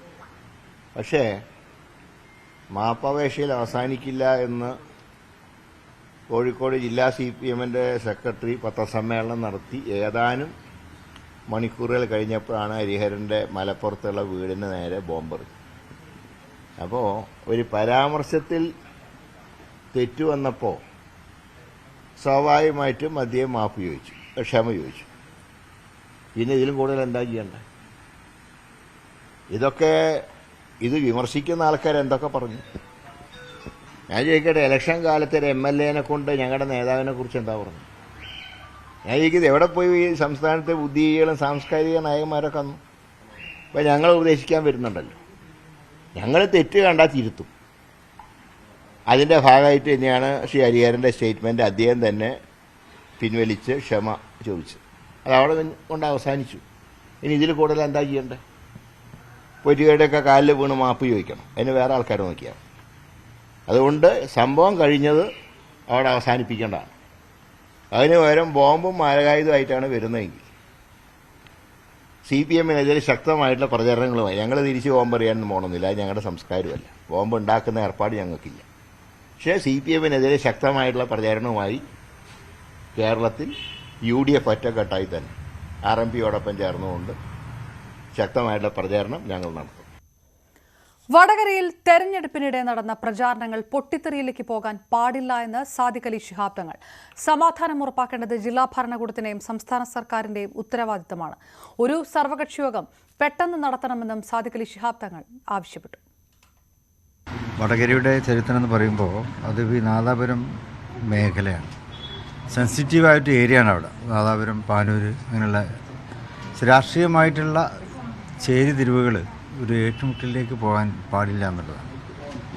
കാരണം ഇപ്പോൾ അവിടെ അത് അങ്ങനെ വല്ലതും സംഭവിക്കുമ്പോൾ അത് നമുക്ക് നമ്മുടെ നിയന്ത്രണങ്ങൾക്ക് അതീതമാവും. ഈ ഇലക്ഷൻ റിസൾട്ട് എന്തായാലും അതൊരു പൊട്ടിത്തെറിയിലേക്ക് പോകാൻ പാടില്ല. അപ്പോൾ അവിടെ ഒരു മുൻകരുതൽ എടുക്കുക എന്നുള്ളത് അത് ജില്ലാ ഭരണകൂടവും അതുപോലെ തന്നെ സംസ്ഥാന ഗവൺമെൻറ്റുമൊക്കെ ഗൗരവത്തോടെ തന്നെ എടുക്കേണ്ടതാണ്. സംസ്ഥാനത്ത് ഒറ്റപ്പെട്ട ശക്തമായ മഴയ്ക്ക് സാധ്യതയെന്ന് കേന്ദ്ര കാലാവസ്ഥാ വകുപ്പ്. പത്തനംതിട്ട, ഇടുക്കി ജില്ലകളിൽ നിന്ന് ഓറഞ്ച് അലർട്ട് പ്രഖ്യാപിച്ചു. ഈ ജില്ലകളിൽ 24 മണിക്കൂറിൽ 115.6 മില്ലിമീറ്റർ മുതൽ 204.4 മില്ലിമീറ്റർ വരെ മഴ ലഭിക്കുമെന്നാണ് പ്രവചനം. തിരുവനന്തപുരം, കൊല്ലം, ആലപ്പുഴ, കോട്ടയം, എറണാകുളം, മലപ്പുറം, കോഴിക്കോട്, വയനാട് ജില്ലകളിൽ നാളെ യെല്ലോ അലർട്ടാണ്.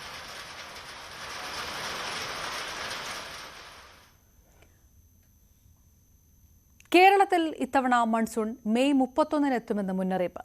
ന്യൂനമർദ്ദപാത്തിയും തെക്ക് കിഴക്കൻ അറബിക്കടലിൽ നിലനിൽക്കുന്ന ചക്രവാത ചുഴിയുമാണ് കേരളത്തിൽ പെട്ടെന്ന് മഴയെത്താൻ കാരണം. കേരളത്തിൽ ഇത്തവണ മൺസൂൺ മെയ് അവസാനത്തോടെ എത്തുമെന്നാണ് മുന്നറിയിപ്പ്. ന്യൂനമർദ്ദപാത്തിയും തെക്ക് കിഴക്കൻ അറബിക്കടലിൽ നിലനിൽക്കുന്ന ചക്രവാത ചുഴിയുമാണ് കേരളത്തിൽ പെട്ടെന്ന് മഴയെത്താൻ കാരണമാവുന്നത്. 18-ാം തീയതിയോടെ കാലവർഷം ആൻഡമാൻ തീരത്തെത്തും. ലക്ഷദ്വീപും കടന്ന് കാലവർഷം കേരളത്തിലെത്താൻ ഇത്തവണ വൈകിയേക്കില്ല. എൽനിനോ പ്രതിഭാസം ഒഴിവായതോടെ സംസ്ഥാനത്ത് മഴയുടെ സാധ്യതകൾ ശക്തമാവുന്ന അവസ്ഥയാണ് നിലവിലുള്ളത്. അത്തരത്തിൽ കഴിഞ്ഞ ദിവസങ്ങളിലായി കേരളത്തിൽ ലഭിച്ച മഴയാണ്, പല ജില്ലകളിലായി കേരളത്തിൽ ലഭിച്ച മഴയുടെ ഒരു കണക്കാണിത്. എന്തായാലും മലയോര പ്രദേശങ്ങളിലടക്കം കേന്ദ്ര കാലാവസ്ഥാ വകുപ്പ് യെല്ലോ അലർട്ട് മുന്നറിയിപ്പാണ് നൽകിയിരിക്കുന്നത്. സാധാരണ ജൂൺ 1 തുടങ്ങുന്ന കാലവർഷം 8 ദിവസം വൈകിയാണ് കഴിഞ്ഞ വർഷം കേരളത്തിൽ എത്തിയത്. 34% കുറവ് മഴയാണ് 2023 കിട്ടിയത്. എന്നാൽ ഇത്തവണ മൺസൂൺ നേരത്തെ എത്തും, അതിശക്തമായ മഴ ലഭിക്കുമെന്ന് തന്നെയാണ് മുന്നറിയിപ്പ്. കഴിഞ്ഞ ദിവസങ്ങളിലായി കേരളത്തിൽ മഴ ലഭിച്ചതോടെ താപനിലയിലും നേരിയ കുറവുണ്ടായിട്ടുണ്ട്. നമുക്ക് കാണാം, കഴിഞ്ഞ ദിവസങ്ങളിൽ ഏറ്റവും ഉയർന്ന താപനിലയിലേക്ക് നമ്മുടെ കേരളം എത്തിയിരുന്നു. കഴിഞ്ഞ ദിവസങ്ങളിലായി ഇത്തരത്തിൽ മഴ ലഭിച്ചത് കൊണ്ട് തന്നെ താപനിലയിൽ നേരിയ കുറവുണ്ടായിട്ടുണ്ട്. ഇപ്പോൾ 34°C വരെയൊക്കെ താപനില എത്തിയിട്ടുണ്ട്. നേരിയ ആശ്വാസം തന്നെയാണ് ഈ കഴിഞ്ഞ ദിവസങ്ങളിലെ മഴ നമുക്ക് തന്നത്. എന്തായാലും സംസ്ഥാനത്ത് 18, 19 തീയതികളിൽ വടക്കൻ ജില്ലകളിൽ ഉൾപ്പെടെ ശക്തമായ മഴ ലഭിക്കാൻ സാധ്യതയുണ്ടെന്ന മുന്നറിയിപ്പ് കൂടിയുണ്ട്. ഒരു പ്രളയം കഴിഞ്ഞ സംസ്ഥാനത്ത് ഇത്തരത്തിൽ ശക്തമായ മഴ മുന്നറിയിപ്പ് എത്തുമ്പോൾ ജാഗ്രതയോടെ തന്നെ നമുക്ക് കാത്തിരിക്കാം. തീരദേശത്ത് വീണ്ടും കള്ളക്കടൽ പ്രതിഭാസത്തിന് സാധ്യത. രാത്രി 11:30 വരെ 15 സെന്റിമീറ്റർ മുതൽ 50 സെന്റിമീറ്റർ വരെ ഉയർന്ന തിരമാലയ്ക്കും കടലാക്രമണത്തിനും സാധ്യതയുണ്ടെന്നാണ് മുന്നറിയിപ്പ്. തെക്കൻ തമിഴ്നാട് തീരത്തും കള്ളക്കടൽ സാധ്യതയുണ്ടെന്ന് ദേശീയ സമുദ്രസ്ഥിതി പഠന ഗവേഷണ കേന്ദ്രം അറിയിച്ചു. മത്സ്യത്തൊഴിലാളികൾക്കും തീരദേശവാസികൾക്കും ജാഗ്രതാ നിർദ്ദേശമുണ്ട്.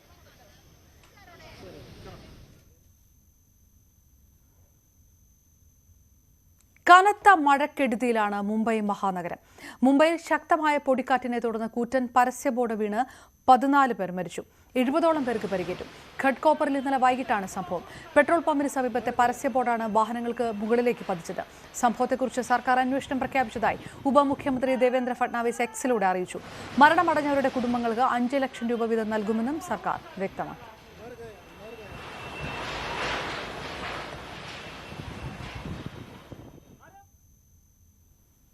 ഇനി അന്താരാഷ്ട്ര വാർത്തകൾ കാണാം. നമസ്കാരം. അന്താരാഷ്ട്ര വാർത്തകളിലേക്ക് സ്വാഗതം. കപ്പലുകൾക്ക് നേരെയുള്ള ആക്രമണങ്ങൾക്കായി യമനിലെ ഹൂതികൾക്ക് ആയുധ കൈമാറ്റം നിർത്താൻ ഇറാനോട് US. ചെങ്കടലിലും മറ്റിടങ്ങളിലും കപ്പലുകളിൽ ആക്രമണം നടത്താൻ യമനിലെ ഹൂതി വിമതർക്ക് ആയുധങ്ങൾ കൈമാറുന്നത് നിർത്താൻ അമേരിക്ക ഇറാനോട് ആവശ്യപ്പെട്ടിരിക്കുകയാണ്.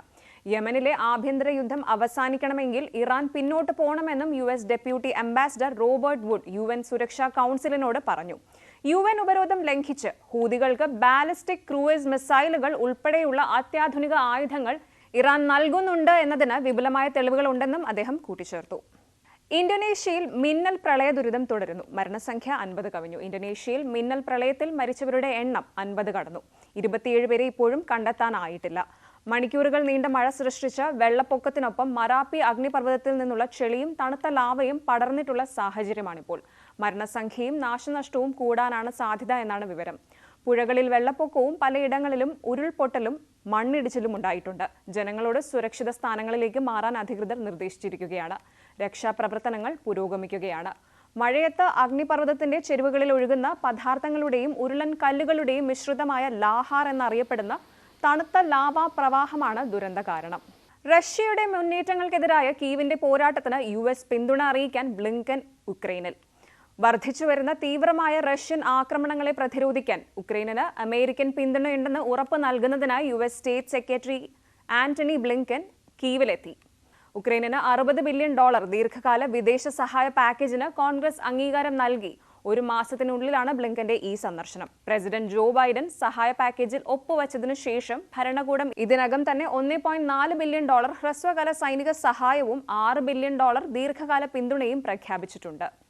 റഫേൽ UN ഉദ്യോഗസ്ഥർ സഞ്ചരിച്ച വാഹനത്തിന് നേരെ ഇസ്രായേൽ ആക്രമണം. UN ജീവനക്കാരന്റെ മരണം ഐക്യരാഷ്ട്രസഭ സ്ഥിരീകരിച്ചു. റഫേലെ യൂറോപ്യൻ ആശുപത്രിയിലേക്കുള്ള യാത്രയ്ക്കിടെ UN ഉദ്യോഗസ്ഥർ സഞ്ചരിച്ച വാഹനത്തിന് നേരെ ഇസ്രായേൽ ആക്രമണം നടത്തി. ആക്രമണത്തിൽ ഒരു ഇന്ത്യൻ ഉദ്യോഗസ്ഥൻ കൊല്ലപ്പെട്ടതായും മറ്റൊരാൾക്ക് പരിക്കേറ്റതായും report. United Nations department of safety and security staff അംഗമായി പ്രവർത്തിച്ച ഒരു മുൻ ഇന്ത്യൻ ആർമി ഉദ്യോഗസ്ഥനാണെന്നാണ് പ്രാഥമിക വിവരം. ഉദ്യോഗസ്ഥന്റെ ഐഡന്റിറ്റി സംബന്ധിച്ചുള്ള കൂടുതൽ വിവരങ്ങൾ ലഭിച്ചിട്ടില്ല. UN secretary general Antonio Guterres സംഭവത്തിൽ ദുഃഖം രേഖപ്പെടുത്തിയിട്ടുണ്ട്. മധ്യഗാസയിൽ അഭയാർത്ഥി ക്യാമ്പിന് നേരെ ബോംബാക്രമണം. മധ്യഗാസയിൽ നുസറത്ത് അഭയാർത്ഥി ക്യാമ്പിൽ ഇസ്രായേൽ നടത്തിയ ബോംബേറിൽ കുട്ടികളടക്കം 14 പലസ്തീനുകൾ കൊല്ലപ്പെട്ടു. 7 മാസത്തിലേറെയായി നടക്കുന്ന യുദ്ധത്തിൽ ഗാസ മുനമ്പിൽ ഇതുവരെ മരിച്ചവരുടെ എണ്ണം 35,000 കവിഞ്ഞു. 78,827 പേർക്ക് പരിക്കേൽക്കുകയും ചെയ്തിട്ടുണ്ട്. ഇസ്രായേൽ മരണസംഖ്യ 1,139 ആണ്. ചൈനയ്ക്കും പാകിസ്ഥാനും കനത്ത തിരിച്ചടി. ഇറാനിലെ ചബഹാർ തുറമുഖം ഇന്ത്യക്ക്. ഇറാനിലെ തന്ത്രപ്രധാനമായ ചബഹാർ ഷാഹിദ് ബെഹ്ഷദി തുറമുഖ ടെർമിനലിന്റെ നടത്തിപ്പിനായി ഇന്ത്യയും ഇറാനും കരാർ ഒപ്പിട്ടു. 10 വർഷത്തേക്കാണ് ഇന്ത്യക്ക് ചുമതല. ആദ്യമായാണ് ഒരു വിദേശ തുറമുഖത്തിന്റെ നടത്തിപ്പ് ചുമതല ഇന്ത്യ ഏറ്റെടുക്കുന്നത്. ഇന്ത്യ, ഇറാൻ, അഫ്ഗാനിസ്ഥാൻ ത്രികക്ഷി വ്യാപാരത്തിനും വാണിജ്യത്തിനും തുറമുഖം സഹായകമാകുമെന്ന് കേന്ദ്ര തുറമുഖ മന്ത്രാലയം വ്യക്തമാക്കി. കേന്ദ്ര തുറമുഖ മന്ത്രി സർബാനന്ദ സോനോവാളിന്റെ സാന്നിധ്യത്തിൽ തിങ്കളാഴ്ച ഇന്ത്യയുടെ പോർട്ട് ഗ്ലോബൽ ലിമിറ്റഡും ഇറാനിലെ പോർട്ട് ആൻഡ് മാരിടൈം ഓർഗനൈസേഷനുമാണ് കരാർ ഒപ്പിട്ടത്. ഇതോടെ ലോകവാർത്തകൾ അവസാനിക്കുന്നു. നമസ്കാരം. വീണ്ടും ഇടവേള.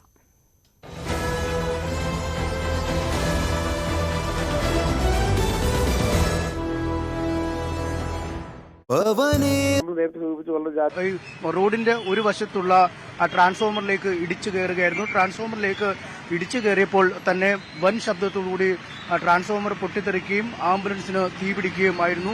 എന്തായാലും സുലോചനയ്ക്ക് കാര്യമായി തന്നെ പരിക്ക് പറ്റി വലിയ പൊള്ളലേൽക്കുകയും അവർ മരിക്കുകയും ചെയ്തിരുന്നു. അത്യാസന്ന നിലയിലായിരുന്നു അവർ ഉണ്ടായിരുന്നത്. അതുകൊണ്ട് തന്നെ അവർക്ക് വാഹനത്തിൽ നിന്നും രക്ഷപ്പെടാൻ കഴിയാത്ത ഒരു അവസ്ഥയിലേക്ക് നീങ്ങിയിരുന്നു.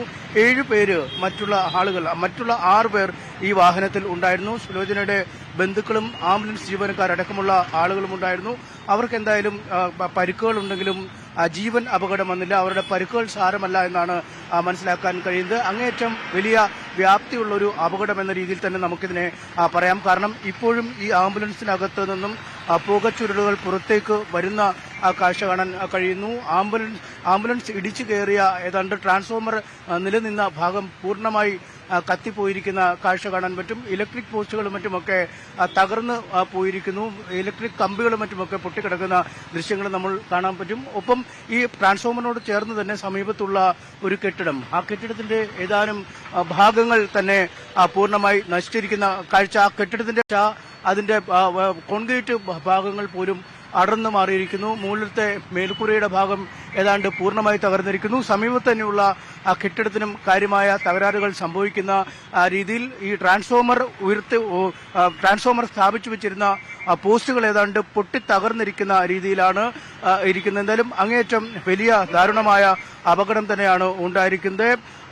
പരിക്കേറ്റ ആളുകൾ ഇപ്പോൾ ആശുപത്രിയിൽ ചികിത്സയിലുണ്ട്. അവരുടെ നില കാര്യമായ ഗുരുതരാവസ്ഥയിലല്ല എന്നാണ് അധികൃതർ പറയുന്നത്. എന്തായാലും സുലോചന മലബാർ മിംസ് ആശുപത്രിയിൽ ചികിത്സയിൽ കഴിയുകയായിരുന്നു. ആശുപത്രിയിൽ ആരോഗ്യനില മോശമായതോടുകൂടിയാണ് അടിയന്തര ശസ്ത്രക്രിയയ്ക്ക് വിധേയമാക്കുന്നതിനായി കോഴിക്കോട് മിംസ് ആശുപത്രിയിലേക്ക് എത്തിക്കുകയും ചെയ്തത്. എന്തായാലും ജീവൻ രക്ഷാ ഉപകരണങ്ങളുടെ അടക്കം സഹായത്തോടുകൂടിയാണ് സുലോചനയെ കൊണ്ടുവന്നിരുന്നത്. അതുകൊണ്ട് സങ്കീർണമായ ഉപകരണങ്ങളൊക്കെ ഘടിപ്പിച്ചിരുന്നതുകൊണ്ടാവാം ഒരുപക്ഷെ പെട്ടെന്ന് സുലോചനയ്ക്ക് ഈ വാഹനത്തിൽ നിന്നും പുറത്തേക്ക് മാറുന്നതിനോ അതിനെ പറ്റിയ ഒരു ആരോഗ്യസ്ഥിതിയിലോ ആയിരുന്നില്ല. വളരെ പെട്ടെന്ന് സെക്കൻഡുകൾക്കുള്ളിൽ ഒരു തീഗോളമായി ഈ ആംബുലൻസ് മാറുന്ന കാഴ്ച കാണാൻ കഴിഞ്ഞിരുന്നു. എന്തായാലും ഈ ഡ്രൈവർക്ക് നിയന്ത്രണം വിട്ടാണ് വാഹനത്തിലേക്ക് ഇടിച്ചതെന്നാണ് മനസ്സിലാക്കാൻ കഴിയുന്നത്. എന്താണ് ഇതിനുള്ള പിന്നിലുള്ള കാരണം? ഡ്രൈവർ ഉറങ്ങിപ്പോയതാണോ എന്ന അടക്കമുള്ള കാര്യങ്ങൾ അന്വേഷിക്കുന്നു. ഒപ്പം കനത്ത മഴ ഇന്നലെ ഏതാണ്ട് അർദ്ധരാത്രി മുതൽ അല്ലെങ്കിൽ ഇന്ന് പുലർച്ചെ മുതൽ തന്നെ കോഴിക്കോട് നഗരത്തിലും സമീപ പ്രദേശങ്ങളിലും വലിയ തോതിൽ മഴ പെയ്യുന്ന ഒരു സാഹചര്യമുണ്ട്. ഈ മഴയത്ത് നിയന്ത്രണം വിട്ടു പോയതാണോ എന്ന് അടക്കമുള്ള കാര്യങ്ങളെക്കുറിച്ചും പരിശോധിക്കുന്നു. എന്തായാലും സമഗ്രമായ ഒരു അന്വേഷണം ഇക്കാര്യവുമായി ബന്ധപ്പെട്ട് നടക്കുമെന്നാണ് നമുക്ക് മനസ്സിലാക്കാൻ കഴിയുന്നത്. അതിന്റെ ഈ വാഹനത്തിന്റെ ചക്രങ്ങൾ പോലും കത്തിപ്പോയിരിക്കുന്ന അല്ലെങ്കിൽ ഈ ആംബുലൻസിനുള്ളിൽ ഒരു ഉപകരണങ്ങൾ പോലും അവശേഷിക്കാത്ത തരമുള്ള വലിയൊരു അപകടം തന്നെയാണ് നടന്നിരിക്കുന്നത്. എന്തായാലും തലനാരിഴയ്ക്കാണ് മറ്റുള്ള ആളുകൾ അല്ലെങ്കിൽ വാഹനത്തിലുണ്ടായിരുന്ന രോഗിക്കൊപ്പമുണ്ടായിരുന്ന മറ്റാളുകൾ അപകടത്തിൽ നിന്നും രക്ഷപ്പെട്ടിരിക്കുന്നത്. പക്ഷേ ദാരുണമായി തന്നെ ആശുപത്രിയിൽ ഗുരുതരാവസ്ഥയിൽ ചികിത്സയ്ക്ക് എത്തിച്ച ഒരു രോഗിക്ക് ഈ അപകടത്തിൽ ജീവൻ നഷ്ടമായിരിക്കുന്നു എന്നതാണ് ഏറെ സങ്കടകരമായ മറ്റൊരു കാര്യം. ആവേശം സിനിമാ മോഡൽ പാർട്ടി നടത്തി ഗുണ്ടാത്തലവൻ. 4 കൊലപാതക കേസുകളിലടക്കം പ്രതിയാണ് ഗുണ്ടാത്തലവൻ അനൂപ്.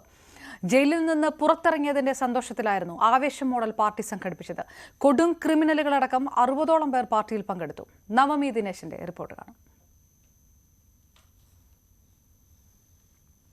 2020 മുതൽ വിയൂർ സെൻട്രൽ ജയിലിൽ കൊലക്കേസിൽ വിചാരണ തടവുകാരനായ അനൂപ് കോടതി കുറ്റവിമുക്തനാക്കിയതിന്റെ സന്തോഷത്തിലായിരുന്നു ആവേശം മോഡൽ പാർട്ടി സംഘടിപ്പിച്ചത്. തൃശൂർ കുറ്റൂരിലെ വീടിന് സമീപത്തെ കോൾപ്പാട ശേഖരത്തിലായിരുന്നു കുപ്രസിദ്ധ ഗുണ്ടകളടക്കം 60-ലധികം ആളുകളെ പങ്കെടുപ്പിച്ചുകൊണ്ടുള്ള പാർട്ടി സംഘടിപ്പിച്ചത്. ഗുണ്ടകളുടെ സംഗമമായി മാറിയ ഈ ദൃശ്യങ്ങൾ ആവേശമെന്ന ചിത്രത്തിലെ എടാ മോനെ എന്ന ഹിറ്റ് ഡയലോഗോടുകൂടിയാണ് സോഷ്യൽ മീഡിയയിൽ പങ്കുവച്ചിരിക്കുന്നത്. ഗുണ്ടാ ഗ്രൂപ്പുകൾക്ക് പുറമെ വീരാരാധന പങ്കുവച്ച് നിരവധി പേരാണ് ഈ ദൃശ്യങ്ങൾ ഷെയർ ചെയ്തിരിക്കുന്നത്. ജയിലിൽ കഴിയുന്നതിനിടെയാണ് അച്ഛൻ മരിച്ചതെന്നും മരണാനന്തര ചടങ്ങുകൾ നടക്കാത്തതിനാലാണ് അതിന്റെ ഭാഗമായുള്ള ഒരു ഭക്ഷണം ഒരുക്കി സുഹൃത്തുക്കൾക്ക് ഭക്ഷണം ഒരുക്കിയതെന്നാണ് അനൂപ് ന്യൂസ് 18നോട് പറഞ്ഞത്. ഞാന് അച്ഛൻ മരിച്ചിട്ട് ഇപ്പൊ 1 കൊല്ലം 5 മാസം കഴിഞ്ഞു. അപ്പൊ അതിന്റെ ഒരു പരിപാടി അതില് കുപ്പിന്ന് മദ്യം എന്നൊക്കെ പറയുന്നത് വെറുതെ പച്ചക്കള്ളാണ്. തൃശ്ശൂരിന്ന് വെള്ളപ്പം മേടിച്ചതാണ്. അല്ലാണ്ട് മദ്യം ഒന്നല്ല. സാറന്മാര് വന്നിട്ടാണ്, ഉദ്യോഗസ്ഥന്മാര് വന്നപ്പോ അവര് നോക്കി ചെക്ക് ചെയ്തിട്ടാണ് പോയത്. നമ്മളെ കൂടിയ വലിയ ഒരു പരിപാടി ഇല്ലാത്തതാണ്. ഞാൻ പറഞ്ഞ മനസ്സിലായി. ഭക്ഷണം കൊടുത്തു. കഴിഞ്ഞ ഏപ്രിൽ മാസത്തിലാണ് ഇത്തരമൊരു പാർട്ടി സംഘടിപ്പിച്ചിരിക്കുന്നത്. ഈ പാർട്ടിയിൽ പങ്കെടുത്ത പല ആളുകളും കൊലക്കേസ് പ്രതികളും ഗുണ്ടകളുമാണ്. ഇത്രയും ആളുകൾ കൂടിയതറിഞ്ഞ് പോലീസും ഇവിടെ എത്തുകയും ചെയ്തിരുന്നു. എന്തായാലും പോലീസ് സ്പെഷ്യൽ ബ്രാഞ്ച് അടക്കം റിപ്പോർട്ട് കൈമാറുകയും ചെയ്തിട്ടുണ്ട്. ഒമാനിൽ ICUയിൽ കഴിയുന്ന ഭർത്താവിനെ അവസാനമായി ഒരു നോക്ക് കാണാൻ കഴിയാത്തതിന്റെ വേദനയിലാണ് തിരുവനന്തപുരം സ്വദേശി അമൃത. അമൃതയുടെ ഭർത്താവ് നമ്പി രാജേഷ് ഇന്നലെ ഒമാനിൽ മരിച്ചു. എയർ ഇന്ത്യയിലെ മിന്നൽ സമരം കാരണമാണ് യാത്ര ഉപേക്ഷിക്കാൻ അമൃത നിർബന്ധിതയായത്. എയർ ഇന്ത്യ സമരം ആയിരക്കണക്കിന് ആളുകൾക്ക് വലിയ ദുരിതമാണ് ഉണ്ടാക്കി. പലതരത്തിൽ ചിലർക്ക് ജോലി നഷ്ടപ്പെട്ടു, ചിലർക്ക് മറ്റ് അവരുടെ പ്രധാനപ്പെട്ട സ്വകാര്യ ആവശ്യങ്ങൾക്കായി പോകേണ്ട ആളുകളുണ്ടായിരുന്നു. അങ്ങനെ നിരവധി പേർക്ക് ദുരിതമുണ്ടാക്കി. പക്ഷേ അതിൽ തീരാ ദുരിതമായി മാറുകയാണ് തിരുവനന്തപുരം നെടുങ്കാട് സ്വദേശി അമൃതയുടെ ജീവിതം. കാരണം അമൃതയുടെ ഭർത്താവ് നമ്പി രാജേഷ് അവിടെ മസ്കറ്റിലെ ഇന്ത്യൻ സ്കൂളിൽ ജോലി ചെയ്യുന്ന ആളാണ്. 7-ാം തീയതിയാണ് അദ്ദേഹത്തിന് ഹൃദയസംബന്ധമായ അസുഖം ഉണ്ടാകുന്നത്. 8-ാം തീയതി തിരുവനന്തപുരത്തുള്ള മസ്കറ്റിലേക്കുള്ള വിമാനത്തിൽ പോകാനാണ് അമൃതയും അമ്മയും വിമാനത്താവളത്തിലെത്തിയത്. അപ്പോഴാണ് ഈ അപ്രതീക്ഷിതമായി സമരം ഉള്ള വിവരം അറിയുന്നത്. അവർക്ക് അന്ന് പോകാൻ കഴിയാത്ത ഒരു സാഹചര്യമുണ്ടായി. അടുത്ത ദിവസം 38,000 രൂപയധികം കൊടുത്താണ് ടിക്കറ്റ് എടുത്തത്. അന്ന് അവർക്ക് പോകാൻ കഴിയാത്ത സാഹചര്യമുണ്ട്. അടുത്ത ദിവസം എയർ ഇന്ത്യ അവർക്ക് ടിക്കറ്റ് നൽകാമെന്ന് പറഞ്ഞു. പക്ഷേ ആ വാഗ്ദാനവും പാലിക്കപ്പെട്ടില്ല. ഇന്നലെയാണ് ഈ ദുരന്ത വാർത്ത വീട്ടിൽ എത്തിയത്. നമുക്ക് ദൃശ്യങ്ങളുണ്ടൊരു വളരെ സങ്കടകരമായ അവസ്ഥയാണ്. അമൃതയോട് സംസാരിക്കാൻ പോലും ഒരുപക്ഷെ ബുദ്ധിമുട്ടുള്ള കാര്യവുമാണ്. അമൃത അന്ന് ടിക്കറ്റ് അടുത്ത ദിവസം അമൃതയുടെ അമ്മ നമ്മൾ സംസാരിക്കും. ടിക്കറ്റ് തിങ്കളാഴ്ച രാവിലെ സുഹൈലുണ്ടായത്. കഴിഞ്ഞ തിങ്കളാഴ്ച രാവിലെ ഞങ്ങൾക്ക് ഒരു 6:30 മണിക്ക് ഫോൺ വന്ന്. അങ്ങനെ ഞങ്ങൾ അറിഞ്ഞു, ഹോസ്പിറ്റലിൽ നിന്നാണ് ഫോൺ വന്നത്. അങ്ങനെ ഭാര്യയെ കാണണം, ആൻജിയോഗ്രാം ചെയ്യും മുമ്പ് ഭാര്യയെ കാണണം എന്ന് പറഞ്ഞ് ശേഷമാണ് ഞങ്ങളെ വിളിച്ച് സംസാരിച്ചപ്പോൾ തന്നെ ആൻജിയോഗ്രാം ആ കഴിയോടെ തന്നെ ആൻജിയോപ്ലാസ് അവർ ചെയ്തായിരുന്നു. അത് കഴിഞ്ഞ് പിന്നെ നമുക്കറിയാൻ പറ്റിയില്ല. പിന്നെ പുറത്ത് നിൽക്കുന്ന ആൾക്കാർക്ക് നമ്മൾ കാര്യങ്ങളൊക്കെ ചോദിച്ച് മനസ്സിലാക്കിയത്. ഞങ്ങളപ്പോൾ തന്നെ അന്നത്തേക്ക് ടിക്കറ്റ് നോക്കി നമുക്ക് റെഡി ആയില്ല. തൊട്ടടുത്ത ദിവസം ചൊവ്വാഴ്ച അന്ന് രാവിലെ ടിക്കറ്റ് നോക്കി. രാവിലെ 8:30 ഫ്ലൈറ്റ് എന്ന് പറഞ്ഞ് ഞങ്ങൾ അന്ന് ഇങ്ങനെയൊക്കെ നേരം വെളുപ്പിച്ചു. എങ്ങനെയെങ്കിലും എയർപോർട്ടിൽ ചെന്ന് എത്തി മസ്കറ്റിലോട്ട് പോയാൽ മതി എന്നുള്ള ധൃതിയിൽ ഞങ്ങളങ്ങ് ഇറങ്ങി എയർപോർട്ടിൽ വന്ന് ഓട്ടോയിൽ നിന്ന് ഇറങ്ങി എഴുതി കാണിക്കുന്നു ഫ്ലൈറ്റ് ക്യാൻസലാണെന്നുള്ള കാര്യം. അത് അറിഞ്ഞപ്പോൾ നമുക്ക് എന്ത് ചെയ്യണമെന്ന് അറിയില്ല. അത് അന്നേരമാണ് ബാക്കി എല്ലാവരും പറയുന്നത് ഒരു ഫ്ലൈറ്റില്ല, 3-4 ഫ്ലൈറ്റ് ഒരേ സമയം ക്യാൻസലായി ഇരിക്കുകയാണെന്ന് പറഞ്ഞ്. അപ്പോൾ എല്ലാവരും അവിടെ ഭയങ്കര പരഭ്രാന്തിയും, എല്ലാവരും അങ്ങോട്ടും ഇങ്ങോട്ടും അങ്ങോട്ടും ഇങ്ങോട്ടൊക്കെ ഓട്ടമായിരുന്നു. പക്ഷെ ഞങ്ങൾ അങ്ങനെ സ്തംഭിച്ച് നിൽക്കുന്നത് എന്ത് ചെയ്യട്ട്. എന്നിട്ട് ഞങ്ങൾ എയർ ഇന്ത്യയുടെ ഓഫീസിൻ്റെ ഫ്രണ്ടിൽ പോയി നിന്ന് പറയുകയാണ്, ഞങ്ങൾക്ക് പോയേ പറ്റൂ, മോളുടെ ഹസ്ബൻഡ് സീരിയസ് ആയിട്ട് ICUയിലാണ്, ഞങ്ങൾക്ക് പോകണം, കാണാണ്ടിരിക്കാൻ പറ്റത്തില്ല, കണ്ടേ പറ്റും, നമുക്ക് ഇതുവരെ ഒരു വിവരവും ഇല്ല, ഹോസ്പിറ്റലിൽ പുറത്ത് നിൽക്കുന്ന ആരെങ്കിലും എന്തെങ്കിലും പറഞ്ഞ് നമുക്ക് അറിയാൻ പറ്റുന്നുള്ളൂ, ഞങ്ങൾക്ക് എങ്ങനെയെങ്കിലും ഞങ്ങളെ മസ്കറ്റിലോട്ട് പറഞ്ഞു വരണം, ഏത് ഫ്ലൈറ്റ് ആയാലും കുഴപ്പമില്ല, നമുക്ക് ലഗേജ് പോലും വേണമെന്നില്ല, ഞങ്ങളെ മാത്രം കയറ്റി വിടും, നമ്മൾ മാക്സിമം നമ്മൾ അവിടെ കടന്ന് ആ പ്രശ്നം ഉണ്ടാക്കി അവർക്ക് പ്രഷർ ചെയ്ത് ഞങ്ങൾ എന്തായാലും നമുക്ക് പോകണമെന്ന് പറഞ്ഞാൽ മോള് ഭയങ്കരമായിട്ട് സംസാരിച്ചായിരുന്നു. എന്നിട്ടും എല്ലാ ആൾക്കാരും പോയി. ആകെ ഞങ്ങൾ 3 ഫാമിലി മാത്രമേ അവിടെ ഉണ്ടായിരുന്നുള്ളൂ, വേറെ ആരുമില്ല. ഞങ്ങൾ പിന്നെ അവിടെ നിന്ന് 11:30 മണി വരെ അവിടെ ബഹളം ഉണ്ടാക്കി. ആ സമയമാണ് അവിടുത്തെ മാനേജർ ഞങ്ങൾക്ക് എന്ത് ചെയ്തു, അടുത്ത ദിവസം നിങ്ങൾക്ക് 8:30 ഫ്ലൈറ്റ് ഉണ്ട്, നിങ്ങൾ അതിലോട്ട് കയറി പൊയ്ക്കോളൂ എന്ന് പറഞ്ഞ് ഞങ്ങൾക്ക് അപ്പം തന്നെ ടിക്കറ്റ് എടുത്ത് കൈ തന്നു. ടിക്കറ്റ് അവിടെ ഇരിപ്പുണ്ട്, ടിക്കറ്റ് എടുത്ത് കൈ തന്നിട്ട് പോകാൻ പറഞ്ഞു. അപ്പം ഞങ്ങൾ പിന്നെ ഇതുപോലെ വീട്ടിൽ വന്ന് അവനെ വിളിച്ച് മോളെ ഹസ്ബൻഡിന് സംസാരിക്കാൻ പറ്റിയില്ല. പുറത്ത് നിൽക്കുന്ന ആൾക്കാർക്ക് കാര്യം ചോദിക്കുന്ന എങ്ങനെയുണ്ട്, അവർ കുഴപ്പമില്ല എന്നൊക്കെ പറയണമെങ്കിൽ നമുക്ക് മനസ്സിന് മൊത്തത്തിൽ ടെൻഷൻ. ഈ 2 പൊടി പിള്ളേരെ എൻ്റെ അമ്മയുടെ കയ്യിൽ ഏൽപ്പിച്ചിട്ടാണ് ഞങ്ങൾ വീട്ടിൽ നിന്ന് ഇറങ്ങിയത് കാണാനായിട്ട്. പിന്നെയും ചെന്ന് ഇതുപോലെ അടുത്ത ദിവസം ചെന്ന് രാവിലെ 5 മണിക്ക് എയർപോർട്ടിൽ പോകുന്നു, നോക്കുന്ന പിന്നെയും കാണിക്കുന്നു ഫ്ലൈറ്റ് ക്യാൻസലാണെന്ന്. അപ്പം ഞങ്ങൾക്ക് ഈ ടിക്കറ്റ് എടുത്ത് തന്ന പയ്യൻ ഞങ്ങളെ കണ്ടിട്ട് വന്നിട്ട് പറഞ്ഞു, നിങ്ങൾ വെയിറ്റ് ചെയ്യ്, എന്തായാലും ഞാൻ മാനേജർ കാണണം എന്ന് പറഞ്ഞ് ഞാൻ വിളിച്ചുകൊണ്ട് വരാമെന്ന് പറഞ്ഞാൽ പുള്ളിയെ വിളിച്ചുകൊണ്ട് വന്ന് പറഞ്ഞ് ഞങ്ങളടുത്ത് എന്ത് ചെയ്ത് ചോദിച്ചു, ഇന്ന് ഫ്ലൈറ്റ് ഇല്ല, ഞങ്ങൾ ടിക്കറ്റ് ക്യാൻസൽ ചെയ്തിട്ടെ, ഇനിയിപ്പം 17-ാം തീയതി വരെ ടിക്കറ്റ് ചിലപ്പം കിട്ടത്തില്ല, ഫ്ലൈറ്റ് പ്രശ്നമായിരിക്കും, നിങ്ങൾ എന്തായാലും ക്യാൻസൽ ചെയ്ത് കഴിഞ്ഞാൽ നിങ്ങൾക്ക് പൈസയെങ്കിലും കൈ കിട്ടിപ്പോകും, നിങ്ങൾക്ക് വേറെ എന്തെങ്കിലും ചെയ്യാമെന്ന് പറഞ്ഞു. എന്നാൽ വേറെ എന്തെങ്കിലും ഒരു സൊല്യൂഷനോ അല്ല തൊട്ട് അടുത്ത ദിവസം നിങ്ങൾക്ക് റെഡിയാക്കി തരാമെന്ന് ഒന്നും അവർ പറയുന്നില്ല. എങ്ങനെയെങ്കിലും നമ്മളെ ഒഴിവാക്കി അവർ നിസ്സാരം പോലെ പറഞ്ഞിട്ട് അങ്ങ് പോയി. അതുതന്നെയാണ് ഏറ്റവും ദുഃഖകരമായ അവസ്ഥ. അതുതന്നെയാണ് ആ ടിക്കറ്റ് ഒരുപക്ഷെ ആ ടിക്കറ്റിനുള്ള പണം തിരികെ നൽകിയെങ്കിൽ ഒരുപക്ഷെ അവർക്ക് മറ്റൊരു ഫ്ലൈറ്റിൽ പല ആളുകളും അങ്ങനെ കൂടിയ തുക കൊടുത്ത് ടിക്കറ്റ് എടുത്തൊക്കെ പോകാൻ കഴിഞ്ഞു. പക്ഷേ അമൃതയ്ക്ക് അതും സാധിച്ചില്ല. അമൃത നഴ്സിംഗ് വിദ്യാർത്ഥിനിയാണ്. വളരെ ചെറിയ 2 കുട്ടികളുണ്ട്. ആ കുടുംബത്തിനാണ് ഇത്തരത്തിലൊരു ദുരവസ്ഥ ഉണ്ടായിരിക്കുന്നത്. സമരത്തിൻ്റെ വിജയപരാജയങ്ങൾ ഇനിയും ചർച്ച ചെയ്യപ്പെടുന്നു. പക്ഷേ ഇത്തരത്തിൽ നഷ്ടം സംഭവിച്ചവരുണ്ട്. അത് തീരാ ദുരിതം, ഒരിക്കലും തിരിച്ചെടുക്കാൻ കഴിയാത്ത നഷ്ടം തന്നെയാണ് അമൃതയുടെ കുട്ടികൾക്ക് ഉണ്ടായിരിക്കുന്നത്. ആ ഒരു മരണം സംഭവിച്ചത് പക്ഷേ അവിടെ നിന്ന് അമൃതയ്ക്ക് അവസാനമായി ഒരു നോക്കെങ്കിലും ഭർത്താവിനെ രാജേഷിനെ കാണാനെങ്കിലും കഴിയുമായിരുന്നു. എയർ ഇന്ത്യ അധികൃതർ മനുഷ്യത്വപരമായ ഒരു സമീപനം സ്വീകരിച്ചിരുന്നെങ്കിൽ അതാണ് അവരിൽ നിന്ന് ഉണ്ടാകാതെ പോയത്. പൂക്കോട് വെറ്റിനറി സർവകലാശാലയിലെ സിദ്ധാർത്ഥന്റെ മരണത്തിലെ 15 പ്രതികളുടെ ജാമ്യാപേക്ഷയിൽ അമ്മയെയും കക്ഷി ചേർത്ത് ഹൈക്കോടതി. സിദ്ധാർത്ഥന്റെ അമ്മ MR ഷീബയുടെ പ്രത്യേക ഉപഹർജികൾ അംഗീകരിച്ചാണ് അവധിക്കാല ബെഞ്ചിന്റെ നടപടി. CBI രജിസ്റ്റർ ചെയ്ത കേസിലെ 15 പ്രതികളുടെ ജാമ്യാപേക്ഷ ഹൈക്കോടതി വിശദമായ വാദം കേൾക്കാൻ മാറ്റി. ഈ മാസം 22-ന് ജാമ്യാപേക്ഷ പരിഗണിക്കും. പക്ഷിപ്പനി സ്ഥിരീകരിച്ച തിരുവല്ല നിരണം പഞ്ചായത്തിലെ സർക്കാർ താറാവ് വളർത്തു കേന്ദ്രത്തിലെ താറാവുകളെ കൊല്ലുന്നതിനുള്ള നടപടി തുടങ്ങി. സമീപ പ്രദേശങ്ങളിലെ രോഗലക്ഷണമുള്ള താറാവുകളെയും കോഴികളെയും കൊല്ലും. പക്ഷിപ്പനി ബാധിച്ച 4500ഓളം താറാവുകളെയാണ് ദ്രുതകർമ്മസേനയുടെ നേതൃത്വത്തിൽ കൊല്ലുന്നത്. പ്രത്യേകം സജ്ജീകരിച്ച ഗ്യാസ് ചേമ്പറിലാണ് കള്ളിംഗ് നടത്തുക. രോഗബാധിത മേഖലകളിൽ പ്രതിരോധ പ്രവർത്തനങ്ങൾ ഊർജിതമാക്കി. രോഗബാധിത മേഖലകളിൽ ജില്ലാ കളക്ടറും മൃഗസംരക്ഷണ വകുപ്പ് ഉദ്യോഗസ്ഥരും സന്ദർശനം നടത്തി. തൃശൂർ ആതിരപ്പള്ളിയിൽ കാട്ടാന ആക്രമണം. പിള്ളപ്പാറയിൽ സെയിന്റ് തോമസ് ദേവാലയത്തിലെ ഷെഡ് കാട്ടാന തകർത്തു. വാഹനങ്ങൾ പാർക്ക് ചെയ്യുന്ന ഷെഡാണ് കാട്ടാന ആക്രമിച്ചത്. പിന്നീട് പ്രദേശവാസികൾ ഉൾപ്പെടെ എത്തിയാണ് ആനയെ തുരത്തിയത്.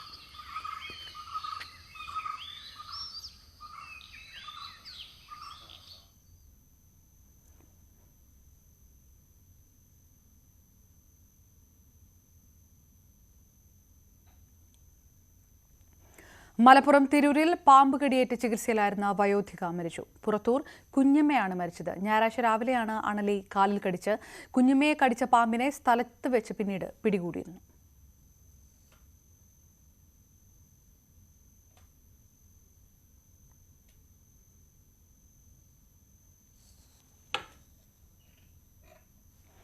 കണ്ണൂർ പറശ്ശിനിക്കടവ് അമ്യൂസ്മെന്റ് പാർക്കിൽ യുവതിയെ കയറിപ്പിടിച്ച കേന്ദ്ര സർവകലാശാലയിലെ അധ്യാപകൻ ഇഫ്തിഖർ അഹമ്മദ് അറസ്റ്റിലായി.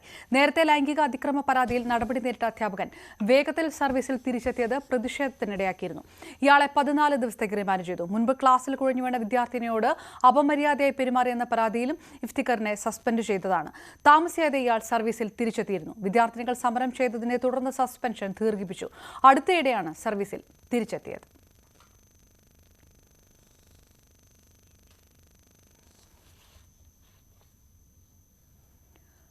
കോഴിക്കോട് കുറ്റിക്കാട്ടൂർ ആനക്കുഴിക്കരയിൽ വൻ തീപിടുത്തം. സ്വകാര്യ പ്ലാസ്റ്റിക് റീസൈക്കിൾ കമ്പനിയിലാണ് വൻ തീപിടുത്തമുണ്ടായത്. മണിക്കൂറുകൾ നീണ്ട തീപിടുത്തത്തിൽ പ്ലാസ്റ്റിക് ശേഖരം പൂർണ്ണമായി കത്തിനശിച്ചു. മണിക്കൂറുകളോളം ആളിപ്പടർന്ന് തീയണയ്ക്കാൻ മീൻചന്ത, വെള്ളിമാടുകുന്ന്, ബീച്ച്, മുക്കം, നരിക്കുനി ഫയർ സ്റ്റേഷനിൽ നിന്നും അഗ്നിരക്ഷാസേന എത്തി തീയണച്ചു. തീപിടുത്തമുണ്ടായ സമയത്ത് കമ്പനിയിൽ തൊഴിലാളികളും തൊട്ടടുത്ത വീടുകളും ഇല്ലാത്തതിനാൽ വലിയ ദുരന്തമാണ് ഒഴിവായത്. സ്വർണം വെള്ളി നിരക്കുകൾ നോക്കാം. കവിത ഗോൾഡ് ആൻഡ് ഡയമണ്ട്സ് ഇന്നത്തെ സ്വർണം വെള്ളി നിരക്കുകൾ നിങ്ങൾക്കായി സമർപ്പിക്കുന്നത്. വലിയ സ്വപ്നങ്ങൾ, വലിയ സന്തോഷങ്ങൾ, വലിയ collection. Kavitha gold and diamonds. സ്വർണം 22 ക്യാരറ്റ് ഗ്രാമിന് 6655 രൂപ, പവന് 53,240. 18 കാരറ്റ് ഗ്രാമിന് 5560, പവന് 44,480 രൂപയും. വെള്ളി ഗ്രാമിന് 91 രൂപ, കിലോയ്ക്ക് 91,000 രൂപ. കവിത ഗോൾഡ് ആൻഡ് ഡയമണ്ട്സ് ഇന്നത്തെ സ്വർണം വെള്ളി നിരക്കുകൾ നിങ്ങൾക്കായി സമർപ്പിക്കുന്നത്. വലിയ സ്വപ്നങ്ങൾ, വലിയ സന്തോഷങ്ങൾ, വലിയ collection. Kavitha gold and diamonds. പൂർണ്ണമാകുന്നു ലൈവ് at 6. നമസ്കാരം.